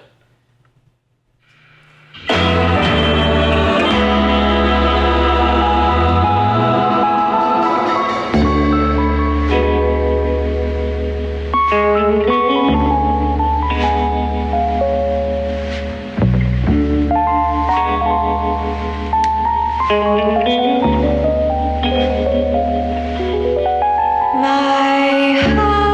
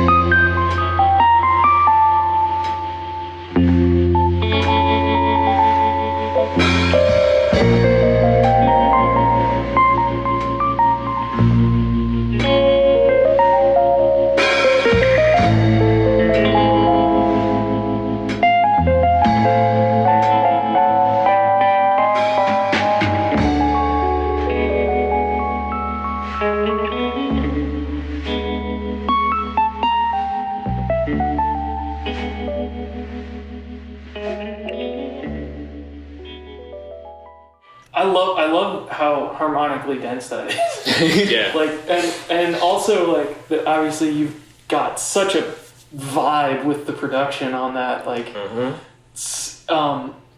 and you know, and just like if we're tracking like a trajectory here, like thinking back to like Battle Master, we were in another world now, like, and so. And I guess the other thing that really strikes me about this in particular is the lyrics, which start to become like, and a lot of the Miracle Cat stuff to start become rather poetic at this point.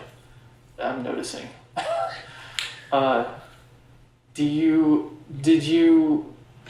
you thinking about this lyrically, like when you were coming up with like this song?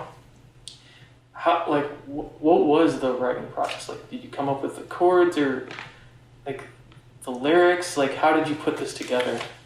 I had jotted a note that I thought that this might be a words first and music around it. I also thought the same thing. But let's. I'm just curious. I'm gonna be disappointing here and say that I don't exactly remember what order it happened in. Were you on keys? Yeah. So I'm fluent enough at keyboard to be able to solo on a keyboard. Okay. Can't do it on a guitar. Do you enjoy playing over changes? Yeah. That's maybe worth mentioning. So back to the Miami era, I was involved with a lot of people who were pretty serious jazz cats, and I am not. And they were extremely gracious about including me in a lot of contexts where really I had no business being, because they were saying like, you're doing interesting things, come love it, come do strange things with us. And in the process of seeing the way that the fluency with which people in the jazz world were dealing with things like playing lead sheets and that kind of stuff, really got me into doing like trad charts. Yeah. And at this point, the people I knew who were in jazz were like totally sick of that kind of stuff and wanted to go forward. But I was like, doing fake book, like Brill building, Frank Lesser things. Yeah. So that aspect of writing sort of filters in a lot of ways. So in terms of the way that this song was written, it's specifically written as a standard like ABA jazz chart. Okay. And the writing process was probably doing the getting the changes down and then kind of working the melody through the changes. And then possibly applying the words after the melody was already established? Yeah, I really don't recall. It's all good. No, it's probably also worth mentioning that my wife is writes poetry, and at this point, it's a practice of hers which sort of ebbs and flows depending on other externalities in her life, time commitments, and that kind of stuff. Like right now, she's very much on a poetry upswing, publishing in local journals. She's currently on a poetry writing retreat. Oh, sweet. Yeah, so we can hang out and eat as much pizza as we want. Nice. Yeah. But at this point, she was writing a lot of poetry, and a lot of the Miracle Cat stuff involves her contributions in some capacity. Yeah. Lyrically. What about, I think we're going to listen to it, but there's some really beautiful choral arranging in some of the Miracle Cat stuff. Do you guys work on that together? I think that's specifically in Slow Year, right? But it was beautiful. Like the way, the writing, was that y'all working together, or did you specifically write those arrangements? So for Miracle Cat stuff, again, the idea is to not particularly pigeonhole into a particular style of working. So it's kind of different from track to track. Ordinarily, I'll write the arrangements out, and then we'll kind of work together on figuring out because Amy can sing, but it's not really her primary practice. So oftentimes it's the process of figuring out which of the harmony lines is going to work best for her, and that kind of a thing. But there are certain Miracle Cat songs that are literally her. She gives me a poem and I chart it out. In particular, there's one on Cave Lions. There's a track called Venison. That's all Amy, and she wrote, I think, most of "I Am a Horse" on the lyrics. Anyway, so there's Amy stuff kind of all over the Miracle Cat. It's cool. And I like that it's an ongoing, just slowly gestating collaboration when it feels right. We didn't work on. We didn't talk about this, but you've also collaborated with your sister. Oh yeah. Back in 2008. I'll never forget that album because it's literally, I don't have another name for it. So it's like 2008 in my iTunes, like, and it's one of my favorite albums of yours, honestly. Oh, thank you. That was also like a setup album, right? Specific setup. Yeah. So there's three Wendy and Wendy is my sister. Okay. There's three Wendy and Devin albums. They began as a collaboration that was intended as a Christmas present, and they were 2006, 7, and 8. So she. Oh, the first one was in 06? Yeah. The one you're thinking of is 08. Is the last one? This is the last one. Yeah. Okay. Yeah, sorry, I'm mixing them up. Oh, that's fine. So my sister writes poetry on and off. She actually has an English degree. Oh, wow. Although she's now she's a counselor. Works with kids, high school age kids who are in, unusual circumstances. And so she would send me poems, and then I would set them to music in some capacity.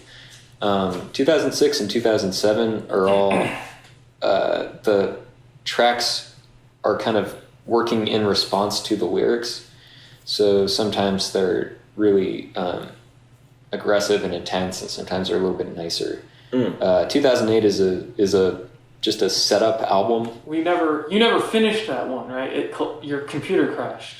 Yeah, I was supposed to go and re-record a bunch of the vocal parts because I had a cold when I sang all that. So the vocal parts are a little bit rocky. But yeah, it's stylistically it's all kind of like weird disco. Yeah, I don't think I heard these ones. I didn't pull an excerpt of one of those, but I think it's on the. I'll send it to you. It's on the Devin Smith Bandcamp, but it's one of my favorite works of yours. I think it just time to pass the spoons. That's the one. I like Transient Ebb and Flow. It's the Transient Ebb and Flow. Yeah. Oh. Yeah. I mean, it's kind of interesting because we played actually the song that's just called ... Yeah. In Denny Breakfast. Yeah, I've played that. Yeah. Okay. Is that from that project? Yeah. That's Wendy's poetry set too. How does that go? There is a question. Oh yeah. Okay. It's in my Bob folder about this thing. Yeah. A lot of Bob charts. Oh. That's a hard folder. It's a hard folder. So how, like, poetry, like, because your lyrics really change, I think, for when you get into Miracle Cat. Do you think working with Wendy had any influence on that, or? Yeah, definitely. Okay, lyrically, oftentimes when I'm working on like one-off projects or like things like K. Francis, for example, the lyrics are kind of determined by the nature of the project. By that I mean when you're, for example, if you're writing a synth pop album, there's like certain tropes that go into synth pop songs.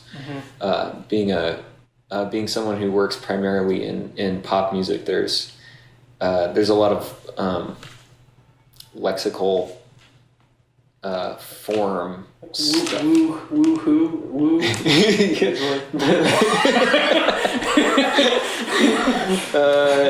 Yeah, totally. The rhyming of fire with desire, right? Like if you're writing a pop chart, you generally go verse, pre-chorus, chorus.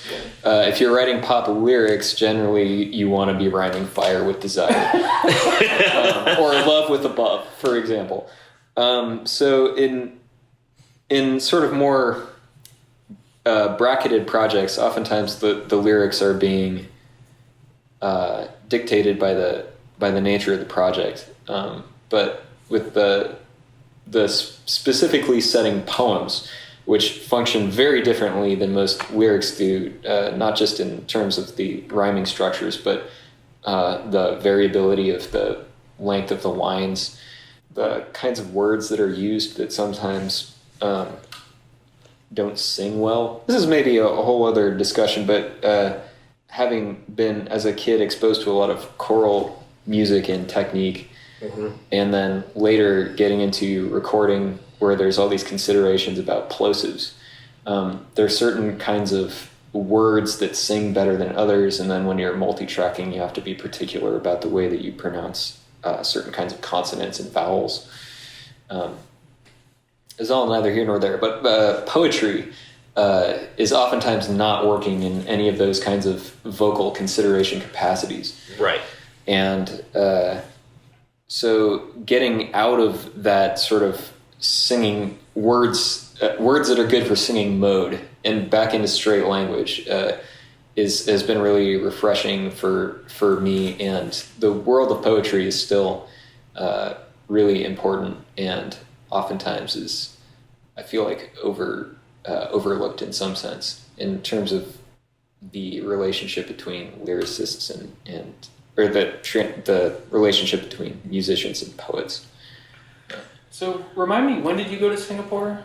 2016. So you left Smule, yeah, go to Singapore, get into writing. Yeah. Oh yeah.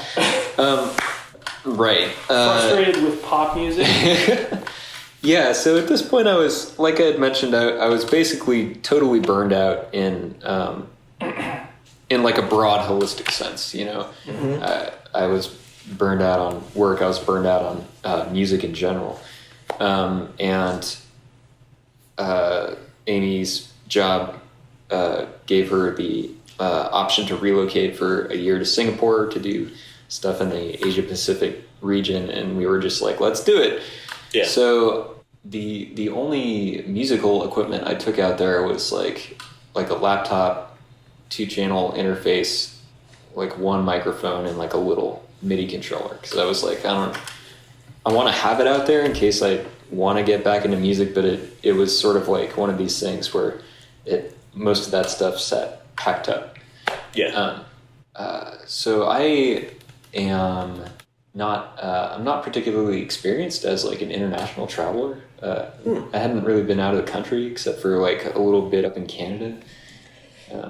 And Singapore is actually a really good place to start because as an English speaker, it's a very easy city to navigate. Yeah. But on the other hand, I found myself in this like completely foreign environment, and I was very. I just felt like I had no idea what was going on. You know, it's surprising. I mean, it was exciting, but it was also like very daunting, in that I felt like I had no context for like the area itself. I was in this part of the world I knew basically nothing about. Yeah. Which is great in its own kind of a way. I did a couple residencies in China, and it just breaks your mind open in such a nice way, because a lot of the noise of familiarity is just gone. Yeah. You know? Yeah. It's really valuable. But so because of this, what you're talking about, you were able to explore different interests in your mind, think further about what you wanted to do, and just put everything away for a minute? Like, I assume, were you working at this time, or were you just? No, I was on fun employment, as they say. Very cool. We just been basically saving up, and I had enough of a runway that I could just take the time off. Yeah. So I had assumed that I would figure out a new pathway and that employment would just magically fall into my lap. As it turns out, that has not been the case. But that's, I mean, again, it speaks to sort of how fortuitous sort of my trajectory through college and immediately out of that was. Like a lot of the pathway that I walked was due to, just sort of being in the right place at the right time, and having prepared myself for unusual tasks by sitting alone, dragging around audio files from one point to another. Yeah. It was a little bit, when I was in that trajectory, it was difficult to see how point A led to point B. But once I had stepped out of that trajectory into like a new arena, it was interesting to have really to be interested in new spheres of working and just have like no connections anywhere. Daunting in a sense. At this point, had you done any programming work in a professional context at all, or had you? Because going through your work, I've emailed you a little bit after looking at your site. I just don't know where that's been this whole time, because it's like popping up here and there, especially getting more into your writing. I'm like seeing like code blocks in the prose and stuff. It's really, but I don't know if you had thought about doing this at this time or ever for a job. Yeah. I had always sort of kept up with programming on I guess like a hobbyist basis. Joe.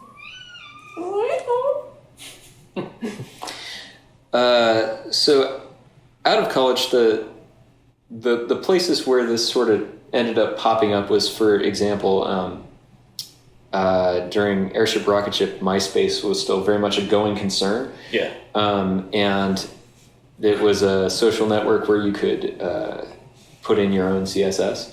And cool. So I had like really tricked out our MySpace page where that's cool. I'm not sure this stuff would be accessible on the Wayback Machine, but it was like I had built, so in early HTML there's something called a Scrolling Marquee where text rolls across the screen. Most people don't know that you can actually have them horizontal or vertical.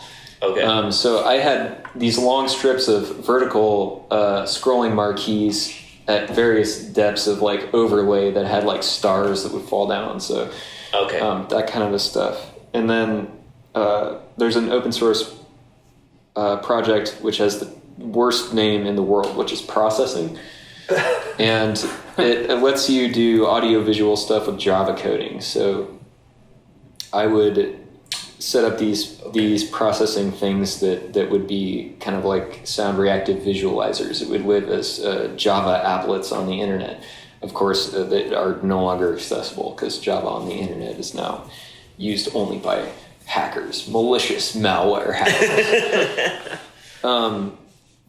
So these things were kind of popping up here and there. Okay. But in terms of coding in a professional capacity, a lot of the time, like for Smule, for example, they had like actual like real deal capital E engineers. Yeah. So there would be like you wouldn't hire like a musician who sometimes codes to do that. Right. Yeah. So having this sort of like hard break and this free time to explore other stuff, I started getting more seriously into the coding aspects, and that's when I started doing more web work in building these web tools for various kinds of creative needs. Interesting. In Singapore, right? Yeah. Okay, cool. And then I've kind of continued on that over here. So work trajectory that I'm on now is I'm trying to gain employment on the back end, digital back end of libraries. Okay. And so I work with the Prelinger Library. Do you know them? I don't. Oh, you would love them. Okay. Yeah. What? Can you say the name again? Prelinger. That's the Descartes PDF was his documentation of his work on their website. I read it. That one that I encourage you to read. I did read that. Yeah. But I'm still not. This is part of that project. Yeah. This piece that I read. Right. Okay. By the way, that piece is incredible. I haven't read all of your work, but that is such great writing in such a hilarious context. Because it's like the idea that that's the documentation. I mean, you did document, like, in many ways what you're thinking about. At least I think this is what we were trying to document, what you're thinking about when you were building that, and like the way it's presented is just so good. Like, it's really, really, I'm not much of a nonfiction guy, and a lot of your writing is kind of like a nonfiction. You seem to be focused at least on a lot of nonfiction. And yeah, the Western Neighborhoods piece was really cool too. You know. I mean, you are really a great writer. Yeah, absolutely. It was I didn't know that I would be that fascinated about learning about those neighborhoods, but like I think your writing was super engaging. Wow. You know, that was sweet. Thank you. Yeah. The way that you're able to you have a voice that's very particular. Yeah. And it really is like, it's hard to describe honestly, because it's not. It kind of takes you for a little bit of a ride, and a lot of nonfiction writing is really, really dry in terms of voice. Yes. It's factual. And yours is not dry at all. It's very wet. Well, yeah, and there's wit and humor everywhere, even within. You had little asides within the writing that I was cracking up. You know, I was like, all right, cool, because when I first started reading it, I kind of thought it was fiction. But then it became apparent that was like a really serious investigation into what had happened, you know. It's like, okay. So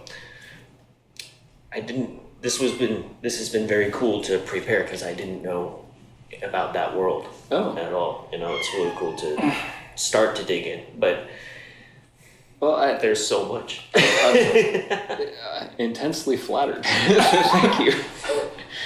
Yeah. Yeah, I mean, so the writing work came directly out of feeling like I had no idea where I was in Singapore, and ending up spending a lot of time in the library. And the history of Singapore in particular is very complicated. And it was in the process of reading about that and then trying to write, trying to find through ways to write about that history was really what got the writing bug cooking. I see. Well, hey, bud. Joan, acrobatic. Wow. The cat has ascended to Devin's shoulders. Joan. Good job. But so it was in that process of trying to locate myself in the context of this country with a very deep and interesting history. Yeah. That's kind of how I got started into that. In parallel, I was also writing odd book reviews for Full Stop. I didn't know that. I have since shifted to being an editor with them. So over the last year or so, I've actually been doing more editing than writing. Editing is really interesting because it's very much one of those working processes where there's no one set way to do it. It's like every writer you interact with and every piece is going to be handled a little bit differently. And it's like you as an editor are on an artistic path of like working on different things and meandering, and you come into contact with a writer who's on their own path. And it's the process of sort of like understanding where you both are on your paths. And as an editor, part of what you're doing is you're like walking with the writer for this time and trying to like figure out what would be good for them to like look at. And they oftentimes throw you curveballs as an editor that you haven't seen before. You're not quite prepared to deal with or whatever. Sometimes you get a piece and it just needs a lot of copy editing. Sometimes you get an idea and you need to talk about it, flesh it out. Yeah. It's a really fantastically interesting process. Yeah, it sounds really satisfying, like personally gratifying. It seems. I mean, obviously, the thing that I could most relate to in that sense is having done production work. Like people would bring me in as a producer, and that's a lot of fun, depending on the project. Helping people make.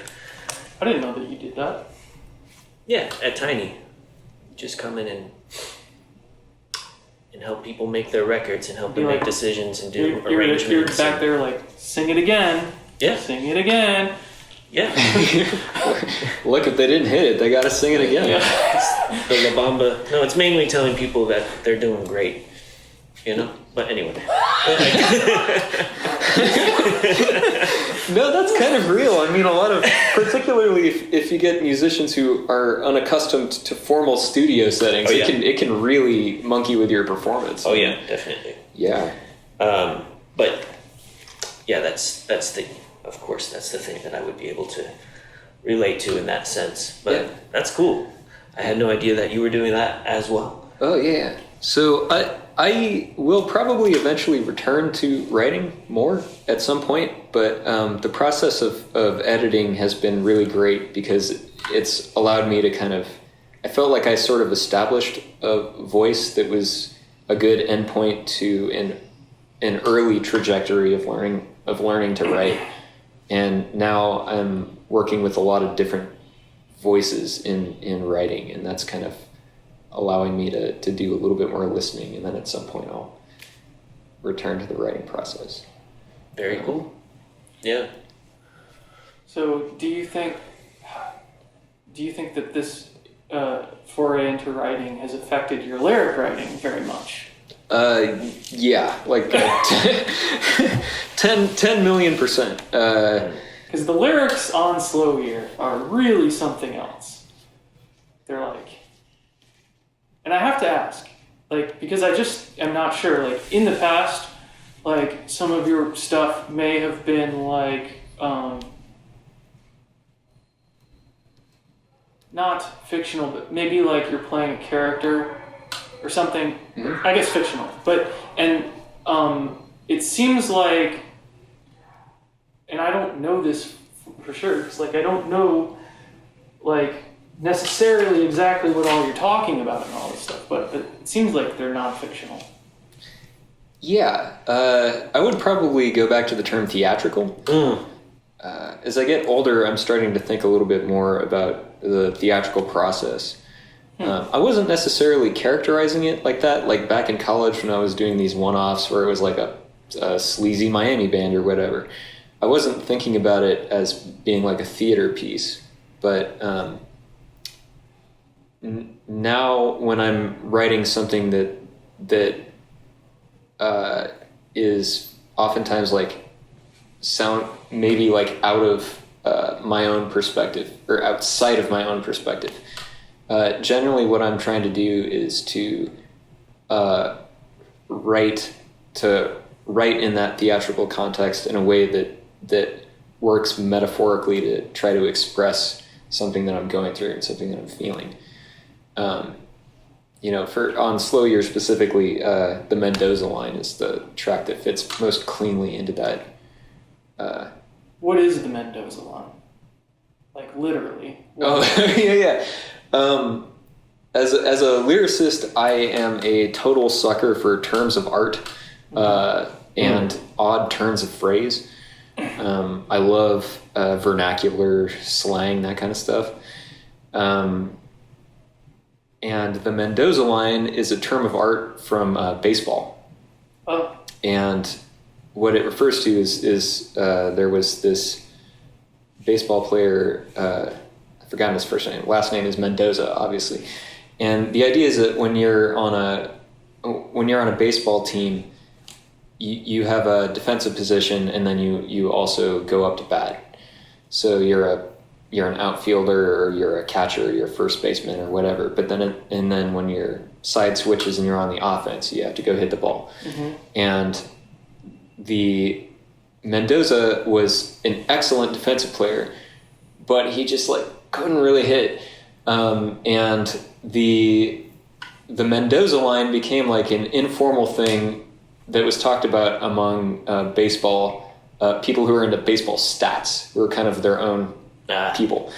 And the Mendoza line became kind of the catch-all for sort of how bad does a player have to be at hitting to where it's not worth it to keep him on the team for his defensive capabilities. I see. Right, yeah. So that's interesting. Can we listen to an excerpt? From that song the Mendoza I line? prepared as an excerpt because it's great. I'm a huge fan of the song "Death" on this record. Amazing. I transcribed that song the other day. Death. I was surprised by a couple things. There's not a lot going on in that song. There's plenty going on. That's all I got, guys.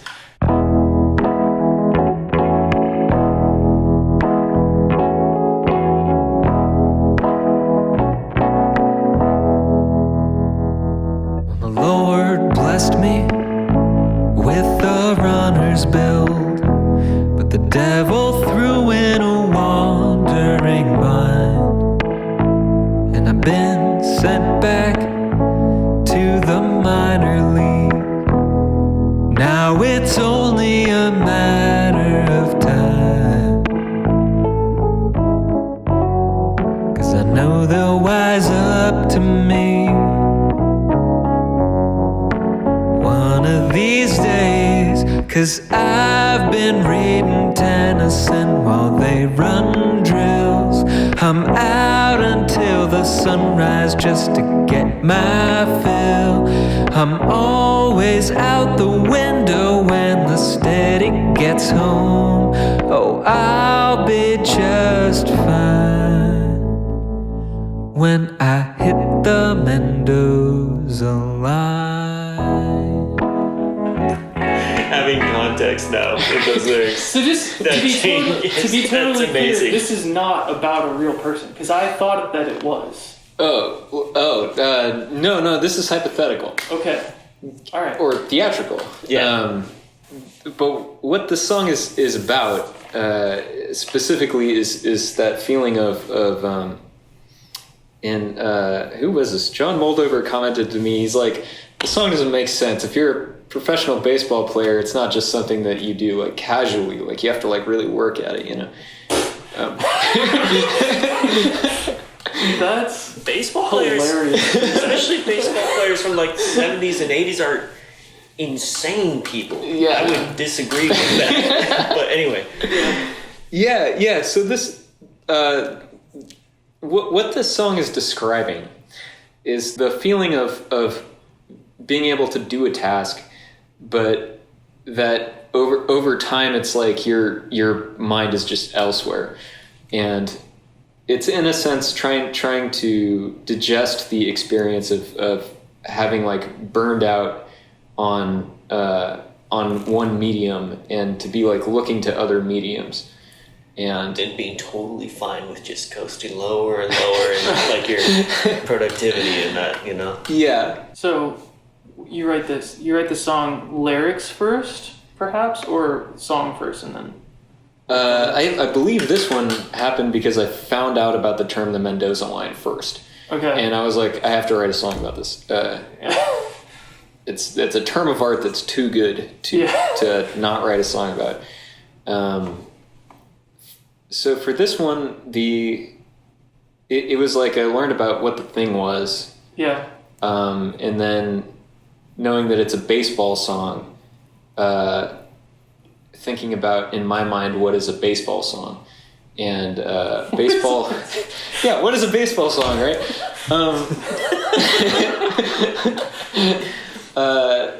So where it ended up was like, okay, so a baseball song to me is, it's got chordal harmony. It's got kind of almost like a southern, southern gospel flavor to it. Yeah, so it was like the term of art that I knew had to be like the final phrase at the end of the at the end of the chorus, and then the style came into play, and then from there it was usually what I'll do is I'll write the melody. The melody will come first, and sometimes the lyrics fall in quite easily. Sometimes they are quite difficult. That's interesting. And then after I have the melody, in this case, writing the chordal harmony was pretty straightforward. Yeah. Also, like the recording process for this, once you have this song written, how much value do you put on the recording process being the composing process? Oh, yeah, okay. This is probably another good thing to talk about, because my view on this has changed almost 180 degrees from when I started making music to now, where back when I was making a lot of IDM, it was like... The composition is the process of production. And there's no way to separate the audio files that you're clicking and dragging and from being like, what is the thing? Yeah.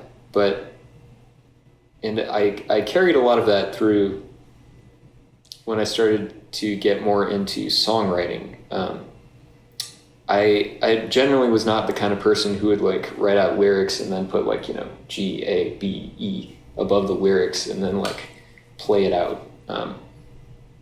But then over time, particularly in the process of starting to play, the great American songbook style, like jazz lead sheets. Yeah. And I think more seriously about theater writing and this kind of thing. Over time now, I'm much more seriously invested in the chart, and I see the chart as being now the thing that I'm mainly focused on, and the recording and production is almost entirely secondary. That's pretty awesome. Yeah. Yeah, your songwriting is really this comes across in your songwriting. Like you've really transitioned into like being very serious about the idea of the song, like in its distilled form, as opposed to like the recording being the prime medium or whatever. So it's like that comes across a lot. Like even just like in the recording method that you're using, like for this song, you've got it's very bare bones, and like the fact that it's obviously not recorded to a metronome, and like yeah, and I feel like that's again what I was hearing in this.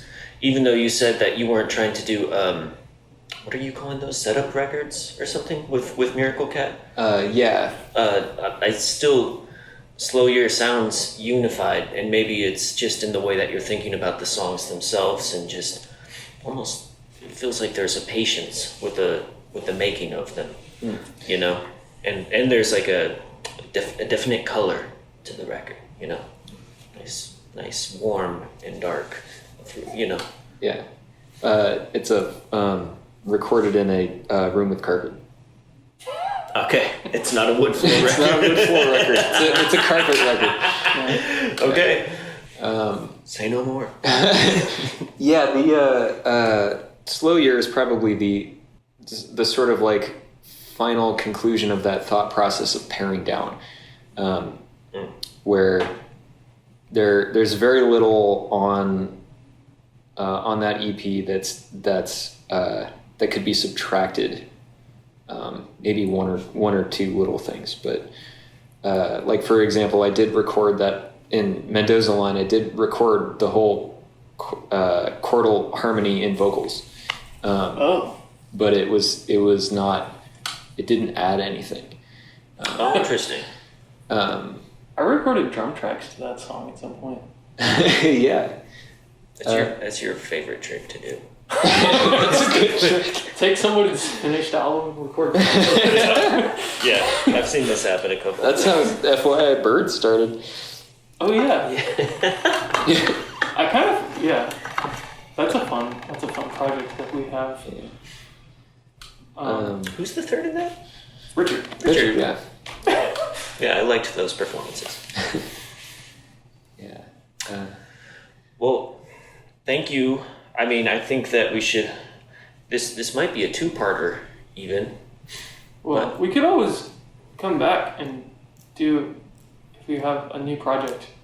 Yeah. So yeah, what are you are working on new music? I've heard it. So Yeah, I I'm working on a new album. It's about 2/3 of the way done.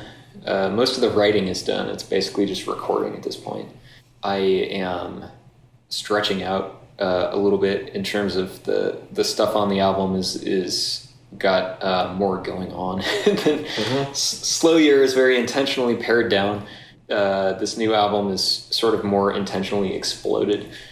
It's been kind of a long process because we moved. It includes recording from 3 separate living situations because we moved a lot. So various types of floors? Various types of floors. Okay. There's some carpet floor, there's some wood floor, there's some laminate in there. All right. And yeah, I'm planning on sort of like reaching out. I would like to get in contact with some other local entities, maybe like try to find a record label might be interested. And is it songs music? Songs music? Songs that, like, are these songs that you've written, like lyrics songs? That's what I mean. Like, sorry, that wasn't very clear. Like, is this another project where you've written lyrics and these are now songs with these lyrics, or is it instrumental? No. It's singing songs. Songs music. Songs music. there might be one or you know what? No, there's no instrumental tracks on this one. It's all songs. Music. Sorry. It's okay. Yeah, My mom asked me to do this with him. Yeah, I don't know if I have too much to add. There's a lot of... is that what that I did the brushes for? Is that on it? Yeah. More noir. I guess one of the things with this is that I'm trying to kind of like reconnect in a way to... I'm trying to reestablish a trajectory picking up kind of from the first Miracle Cat album and then Cave Lions. I'm trying to sort of reconnect that trajectory. Interesting. But it's, obviously I've been wandering in a lot of different capacities, so that the wandering sort of is bleeding into the songwriting in all kinds of different ways. Cool. Yeah. Well, I'm excited to hear that. Yeah, me too. Yeah, well, I think, does that feel like an okay place to... Yeah. Is there anything else you want to mention, or anything else you're working on, or And where can the people shout find outs? Good question. Visit devinsmith.org. Right? Yeah, that's everything's up there. It's tidy. It's a tidy website. It's very easy to read the text. All right. Well, thank you very much for your time. Yeah, thank you, Devin. Thank you for this conversation. Yeah, it was awesome to do a deep dive, and now I know how much deeper there is to dive, and to keep swimming. All right, man. All right. Yeah. Alrighty, y'all. Chowsers.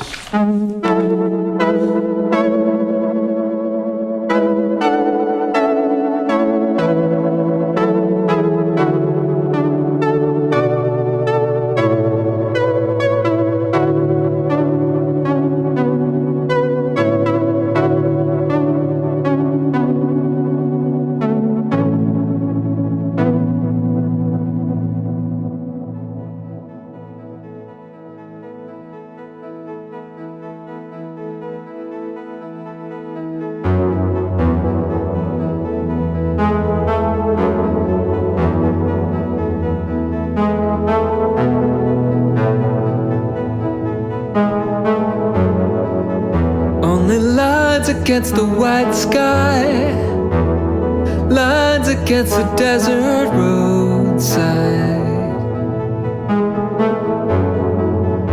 and they vanish into thin air, fall into the horizon out there, and they carry waves, carry signals, carry words, carry figures.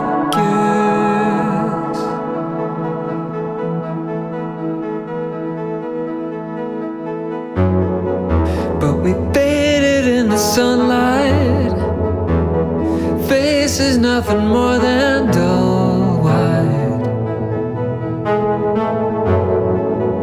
In the karma of a slow year, we danced along the dry earth out there, on the cherry waves, the amber ceilings, and the dashboard grain, on the silent heat waves.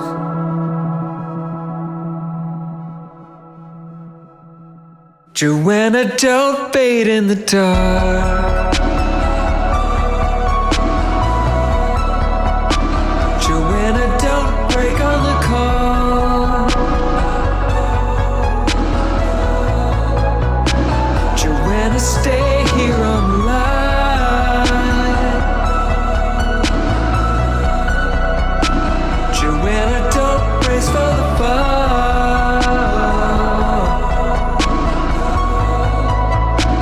Joanna, don't sink on the tide. Joanna, don't flicker away. The scent of orange blossom at night,